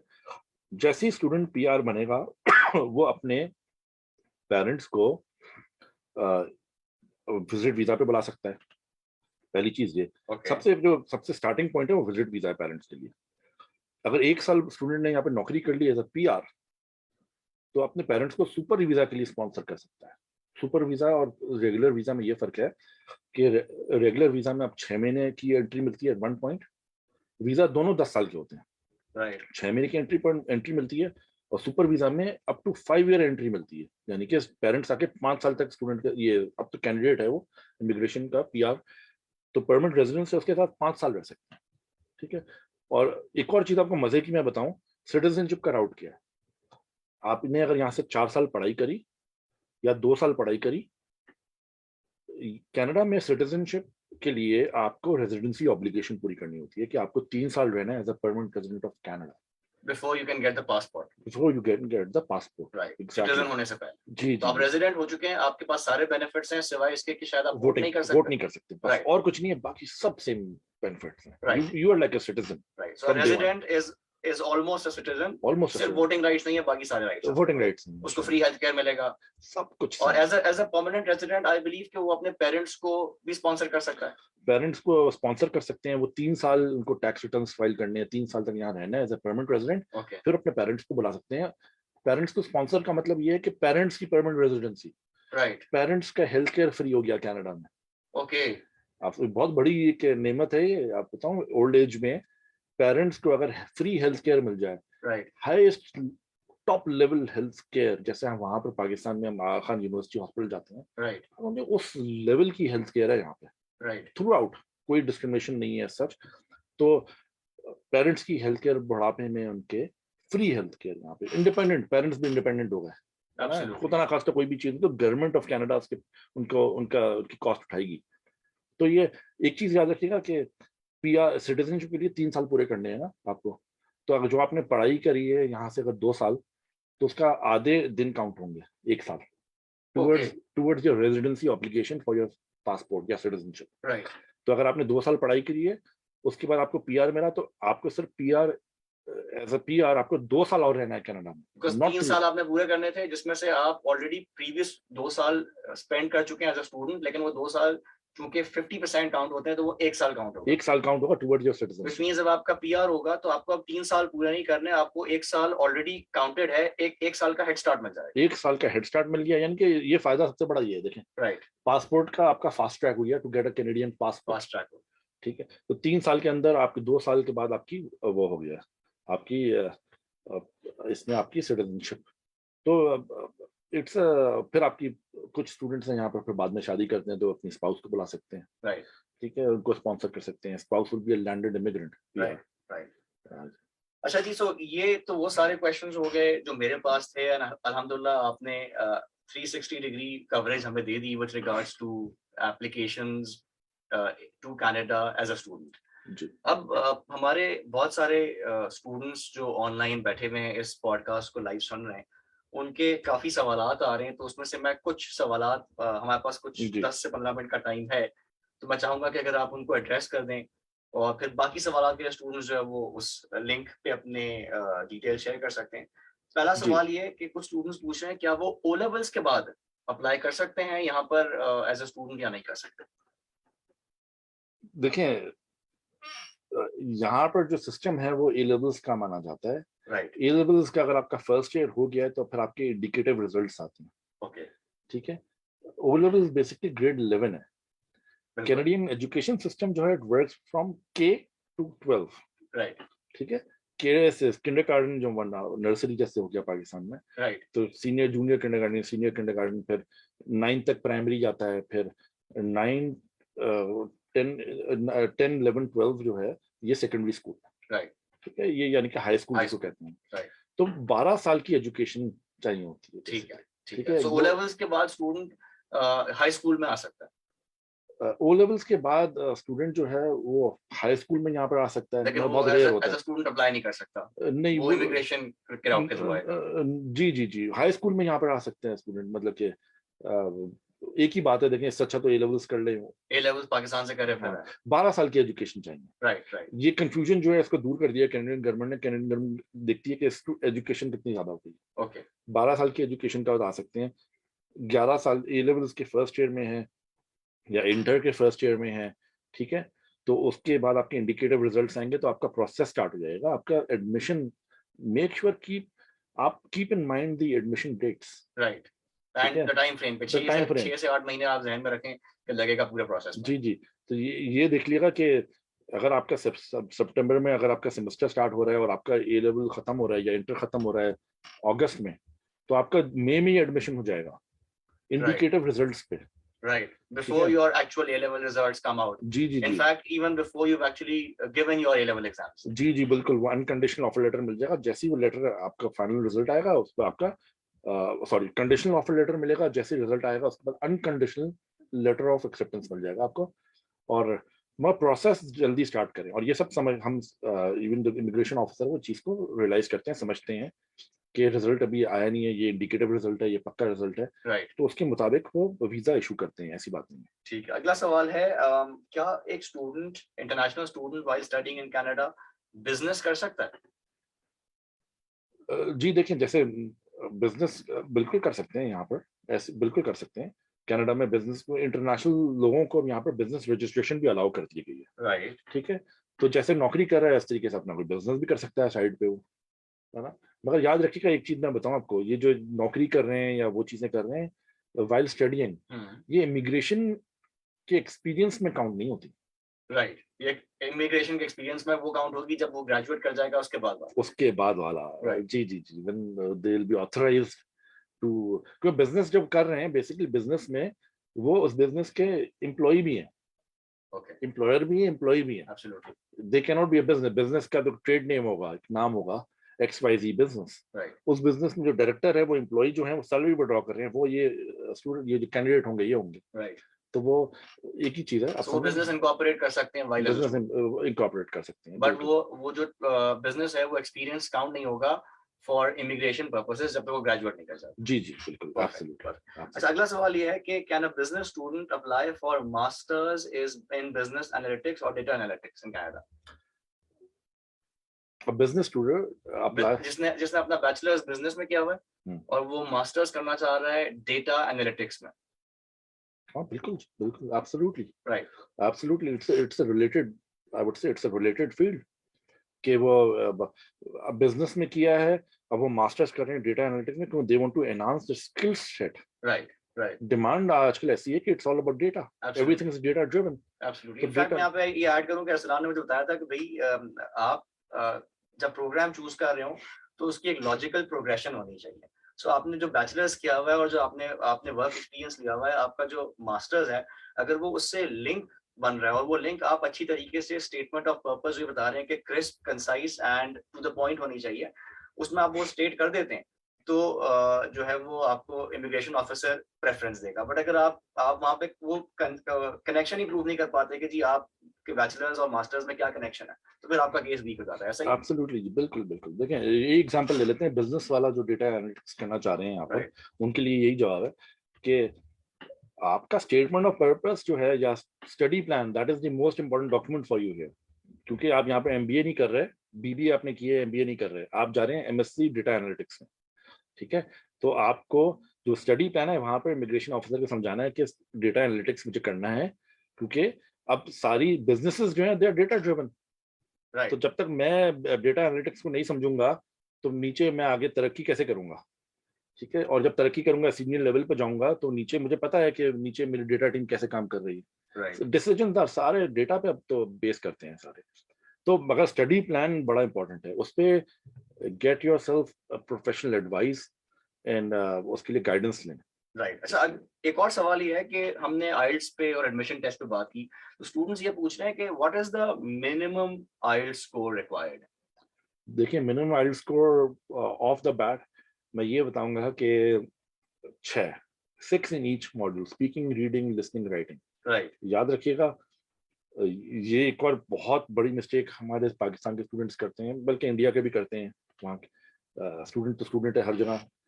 तो वो ये है कि आइल्स पे तवज्जो नहीं देते। आइल्स जो टेस्ट है वो अंग्रेजी आपकी टेस्ट नहीं हो रही कि आपकी अंग्रेजी कितनी अच्छी है। अंग्रेजी तो आप बोलते हैं, मुझे भी पता है, सबको पता है, मगर आपकी टेक्निक का टेस्ट है वो, टाइम मैनेजमेंट का टेस्ट है, कॉम्प्रीहेंशन का टेस्ट है। जो स्पीक लिसन, आप लिसन कितना सुनते, कितना अच्छा है, एब्जॉर्ब कितना अच्छा करते हैं आप। रीडिंग जो है वो basic that's a comprehension test, कि अगर कोई चीज पढ़ रहे हैं समझ में आ रही नहीं आ रही। इसी तरीके से ये चीज डिसाइड करती है आपकी सक्सेस इन योर एकेडमिक्स, ठीक है। तो आइल्स की अगर कोई आपको सपोर्ट चाहिए, ट्रेनिंग चाहिए, तो प्लीज लीजिएगा। खुद आइल्स देंगे, अगर स्कोर नहीं आया फिर से वो देंगे आइल्स, तो वही स्कोर आएगा आपका। तो इससे अच्छा रुजू कर लें किसी प्रोफेशनल्स को, और वो आपको गाइड कर सकें कि how to, it's a time management test, time manage test, ठीक है। टेक्निक पे आपकी इंप्रूव करनी है उसमें, जस्ट लाइक एनी अदर। आपका सैट भी ऐसा ही है, एब्सोल्युटली, बिल्कुल ऐसा एब्सोल्युटली। ही। यहाँ पे मैं ऐड कर देता हूँ कि जी हमारे जो इंस्टीट्यूट्स हैं उसमें आप किसी भी कैंपस पे जाके आइल्स की इंफॉर्मेशन ले सकते हैं, और वहाँ पे आप अगर एक ओरिएंटेशन सेशन अटेंड करते हैं तो आपको उसके दो फायदे होंगे। एक तो जो टीचर है वहाँ पर, जो ट्रेनर है, वो आपको आइल्स के फॉर्मेट के साथ फेमिलियर कर देंगे। दूसरा, he will be able to assess your starting level, and उसकी बेसिस पे बता सकेंगे कि आपको कितना टाइम पीरियड रिक्वायर्ड है, जिसकी बेसिस पे आप अपना डिजायर्ड स्कोर लेके आ सकें। अच्छा, एक सवाल और यहाँ पे स्टूडेंट्स का आ रहा है, वो ये पूछ रहे हैं कि भाई what is the minimum cost per year for under graduate studies? वैसे तो हम कॉस्टिंग पे बात कर चुके हैं, लेकिन अगर हम एक मिनिमम लेवल पे बात करें तो क्या अंडर ग्रेजुएट स्टडीज की कॉस्ट होगी, और उसको फंड करने के कोई मौके जो कि हम पहले बता चुके हैं वो भी अगर रिकैप हो जाए। जी जी, बिल्कुल बिल्कुल। देखें, देखिए अंडरग्रेड की मिनिमम कॉस्ट, देखें ऐसी भी है, कुछ ऐसी यूनिवर्सिटी भी हैं जो नोवा स्कोशिया में, यहाँ पे इधर है मेमोरियल यूनिवर्सिटी ऐसे कह रहे हैं, मतलब ओके, काफी यूनिवर्सिटीज तो हमारे पास भी है, almost all universities in Canada. Right, तो उनके कुछ तो ऐसे हैं जिनका 14,000 12,000 डॉलर भी फीस होती है ओके। Per year. और कॉलेज डिप्लोमा की और कम? वो 12,000 उसकी भी आप कह लें, ठीक है। ऑलराइट, 12,000 माइंड में रखें, 8,000 12,000 इतने में भी हो जाता है, ठीक है। वो निकालने पड़ते हैं, वो हमें असेसमेंट जब हम करते हैं तो वहाँ पर सिस्टम्स हैं, राइट, यूनिवर्सिटीज के सिस्टम्स हैं हमारे पास, जिसपे हम फिल्टर्स लगा के असेसमेंट पूरी करते हैं उनकी, ठीक है। तो ये मिनिमम कॉस्ट माइंड में रखें आप, कि ये आप 12 से 14 हज़ार डॉलर पर एनम। 12 से 14,000 डॉलर। और आपका दूसरा सवाल क्या था आपका? कि मैंने कहा कि वो उस फी को कॉम्पनसेट करने का तरीका आपने कॉम्पनसेट, बताया, वो जी जी, एक्सपीरियंस। वर्क एक्सपीरियंस है, आप उससे कर सकते हैं। और एक और मजे की चीज आपको बताऊं, अगर यहाँ पर कोई अंडरग्रेड डिप्लोमा में या पोस्ट ग्रेड डिप्लोमा करें, ठीक है, और कोई सस्ती इसमें चले जाए, वो कहें कि यार मास्टर्स में बाद में करूंगा, ओके, कोई मसला नहीं, यहाँ से डिप्लोमा करें, डिप्लोमा के बाद भी आपको कोई भी पढ़ाई कनाडा से करेंगे आप बीएलआई या पार्टिसिपेंट इंस्टीट्यूट में, तो आपको वर्क परमिट मिलेगा। ओके, पीआर अपना पहले हासिल कर लें, राइट। उसके बाद पीआर के बाद आप अपनी एजुकेशन तालीम जो है आपने आप कंटिन्यू करें। और पीआर के बाद तो आई थिंक ओसैप का भी जी सिलसिला है जहाँ पे जी गवर्नमेंट आपको ग्रांट दे देती है। जी जी जी जी, जैसे आपकी फिर तो आपकी दो चीजें हो गई आपके लिए। अगर आप पीआर पे हैं, ठीक है, पहले स्टूडेंट पे आए, थोड़ा पढ़ें, पीआर लें, अपना उस राउट को लें, डिले कर दें अपना फर्दर स्टडीज को। पीआर जैसी होगा तो you will be eligible for local fees. Okay, वो राइट, समझे, एब्सोल्युटली। इंटरनेशनल स्टूडेंट की फी नहीं दे रहे होंगे आप। 1/3 है वो, समझे आप, इतनी ओके, कम है। ओके, प्लस उसके ऊपर आपको गवर्नमेंट असिस्टेंस प्रोग्राम मिलता है। ओसाप जो है ओंटारियो का है, एल्बर्टा का अलग है, सस्काचेवन, हर प्रोविंस का अलग अलग प्रोग्राम ओके, है। ओके, उसमें क्या करते हैं, आपको ग्रांट देते हैं, ठीक है। आपकी एजुकेशन, आपको लोन देते हैं और ग्रांट देते हैं। तो वैसे ही आप चूंकि परमानेंट रेजिडेंट होते हैं तो आपकी फी 1/3 होती है, 1/3 होती है, उसके बाद वो ग्रांट भी देते थे आपको। फ्री में आप पढ़ जाते हैं बिल्कुल। और आपको वापस भी नहीं करने वो पैसे, वापस तो करने हैं मगर आपके ये कि 10 साल बाद वापस करने हैं आपको। ओह, ओके, हाँ, तो स्टूडेंट्स यहाँ पे मेजोरिटी जो लोकल स्टूडेंट हैं वो ओसाप पे ही पढ़ते हैं, ग्रांट पे पढ़ते हैं। राइट। सो ये एक बहुत अच्छा राउट बताया जी अरसलान ने, वो ये है कि आप चाहे तो एक रिलेटिवली शॉर्टर प्रोग्राम के लिए, यानी कि 1 ईयर डिप्लोमा के लिए या 2 ईयर डिप्लोमा के लिए आ जाएं। उसके लिए once again you need the proper guidance. तो आप इस तरह के प्रोग्राम में एनरोल करें जिसके बाद आपको वर्क परमिट भी मिल जाए, और ऐसे प्रोविंस में हो, ऐसी लोकेशन में हो कि वो वर्क परमिट क्विकली ट्रांसलेट कर जाए इनटू अ परमानेंट रेजिडेंस। जब वो परमानेंट रेजिडेंस आपको मिल जाती है तो आप ऑफिशियली कनाडा के रेजिडेंट हो गए, और फिर अब आप बाकी सारे बेनिफिट्स के लिए एलिजिबल हैं, जिसमें हेल्थ केयर भी शामिल है और जिसमें गवर्नमेंट ग्रांट्स भी शामिल है, और आपकी फी भी रिड्यूस हो जाएगी बिकॉज आप लोकल रेजिडेंट कंसिडर किए जाएंगे। अच्छा जी, एक दो सवाल इस तरह के और हैं। एक क्वेश्चन ये है कि can we switch from one Canadian university to another? ये सवाल आई थिंक इसलिए आ रहा है बिकॉज स्टूडेंट्स इस बात पे थोड़े से हेजिटेंट हैं कि भाई जिस जगह पे वो जाते हैं वो उनको अगर समझ नहीं आती। जी जी जी, और ट्रांसफर फ्रॉम, ये सवाल है जी। हाँ अगर एक और सवाल, transfer from one university to another है कि जी क्या अगर पाकिस्तानी यूनिवर्सिटी में है तो वहां से ट्रांसफर कर सकते हैं, नहीं कर सकते? सो कैनेडियन यूनिवर्सिटी में transfer and Pakistani two Canadian university में ट्रांसफर। जी, देखें, क्रेडिट ऑप्शंस तो, क्रेडिट आवर्स तो ट्रांसफर होते हैं, ऐसी बात नहीं है, ठीक है, मगर वो केस टू केस डिपेंड करता है कि पीछे जो कोर्सेज लिए हैं उन्होंने वो कितने यहाँ पर ट्रांसफर होंगे। ओके, ठीक है, और ये यूनिवर्सिटी पर डिपेंड करता है, कॉलेज पर डिपेंड करता है, क्योंकि यहाँ की पढ़ाई थोड़ी डिफरेंट है। ओके, यहाँ की पढ़ाई जो है वो it's a very international education system है, और it's made for Canadian system. Okay, ठीक है, तो बिल्कुल ट्रांसफर कर सकते हैं यहाँ पर आप कोर्सेज, मगर वो डिपेंड करता है यूनिवर्सिटी के डिस्क्रेशन पे होता है वो। ठीक है, और दूसरा आपका सवाल क्या दूसरा था? सवाल था कि कैनेडियन यूनिवर्सिटीज में आपस में ट्रांसफर कर रहा हूँ। हाँ, कैनेडियन यूनिवर्सिटीज में आपस में ट्रांसफर कर सकते हैं, प्रोवाइडेड आपका कोर्स सेम। Course same. ऐसा नहीं है कि यहाँ पर आप बीबीए करने आ रहे हैं, फिर आपने बीएससी में कंप्यूटर साइंस में एडमिशन ले लिया, यहाँ वाटरलू पढ़ने आए आप और आपने ट्रेंट यूनिवर्सिटी में कंप्यूटर साइंस में एडमिशन ले लिया। राइट, ऐसा नहीं कर सकते। राइट, ट्रेंट यूनिवर्सिटी, अगर आपको वाटरलू से ट्रेंट जाना है, एग्जांपल आपको दे रहा हूँ, तो उसमें आप बीबीए टू बीबीए जाएंगे। I understand. जी So basically ये बड़ा इंपॉर्टेंट पॉइंट असलान ने रेज किया, बिकॉज पाकिस्तान में भी जब आप ट्रांसफर के लिए अप्लाई करते हैं from one university to another, तो जो सेकंड यूनिवर्सिटी वो मल्टीपल फैक्टर्स चेक करती है कि जी आप किस यूनिवर्सिटी जी से आ रहे हैं, आपने कौन से कोर्सेज पढ़े हुए हैं। इन अ लॉट ऑफ केसेस आपको उन कोर्सेज की डिटेल्ड कोर्स आउटलाइन सबमिट करवानी पड़ती है, और फिर आपका ग्रेड चेक किया जाता है कि आपका उस कोर्स में क्या ग्रेड आया।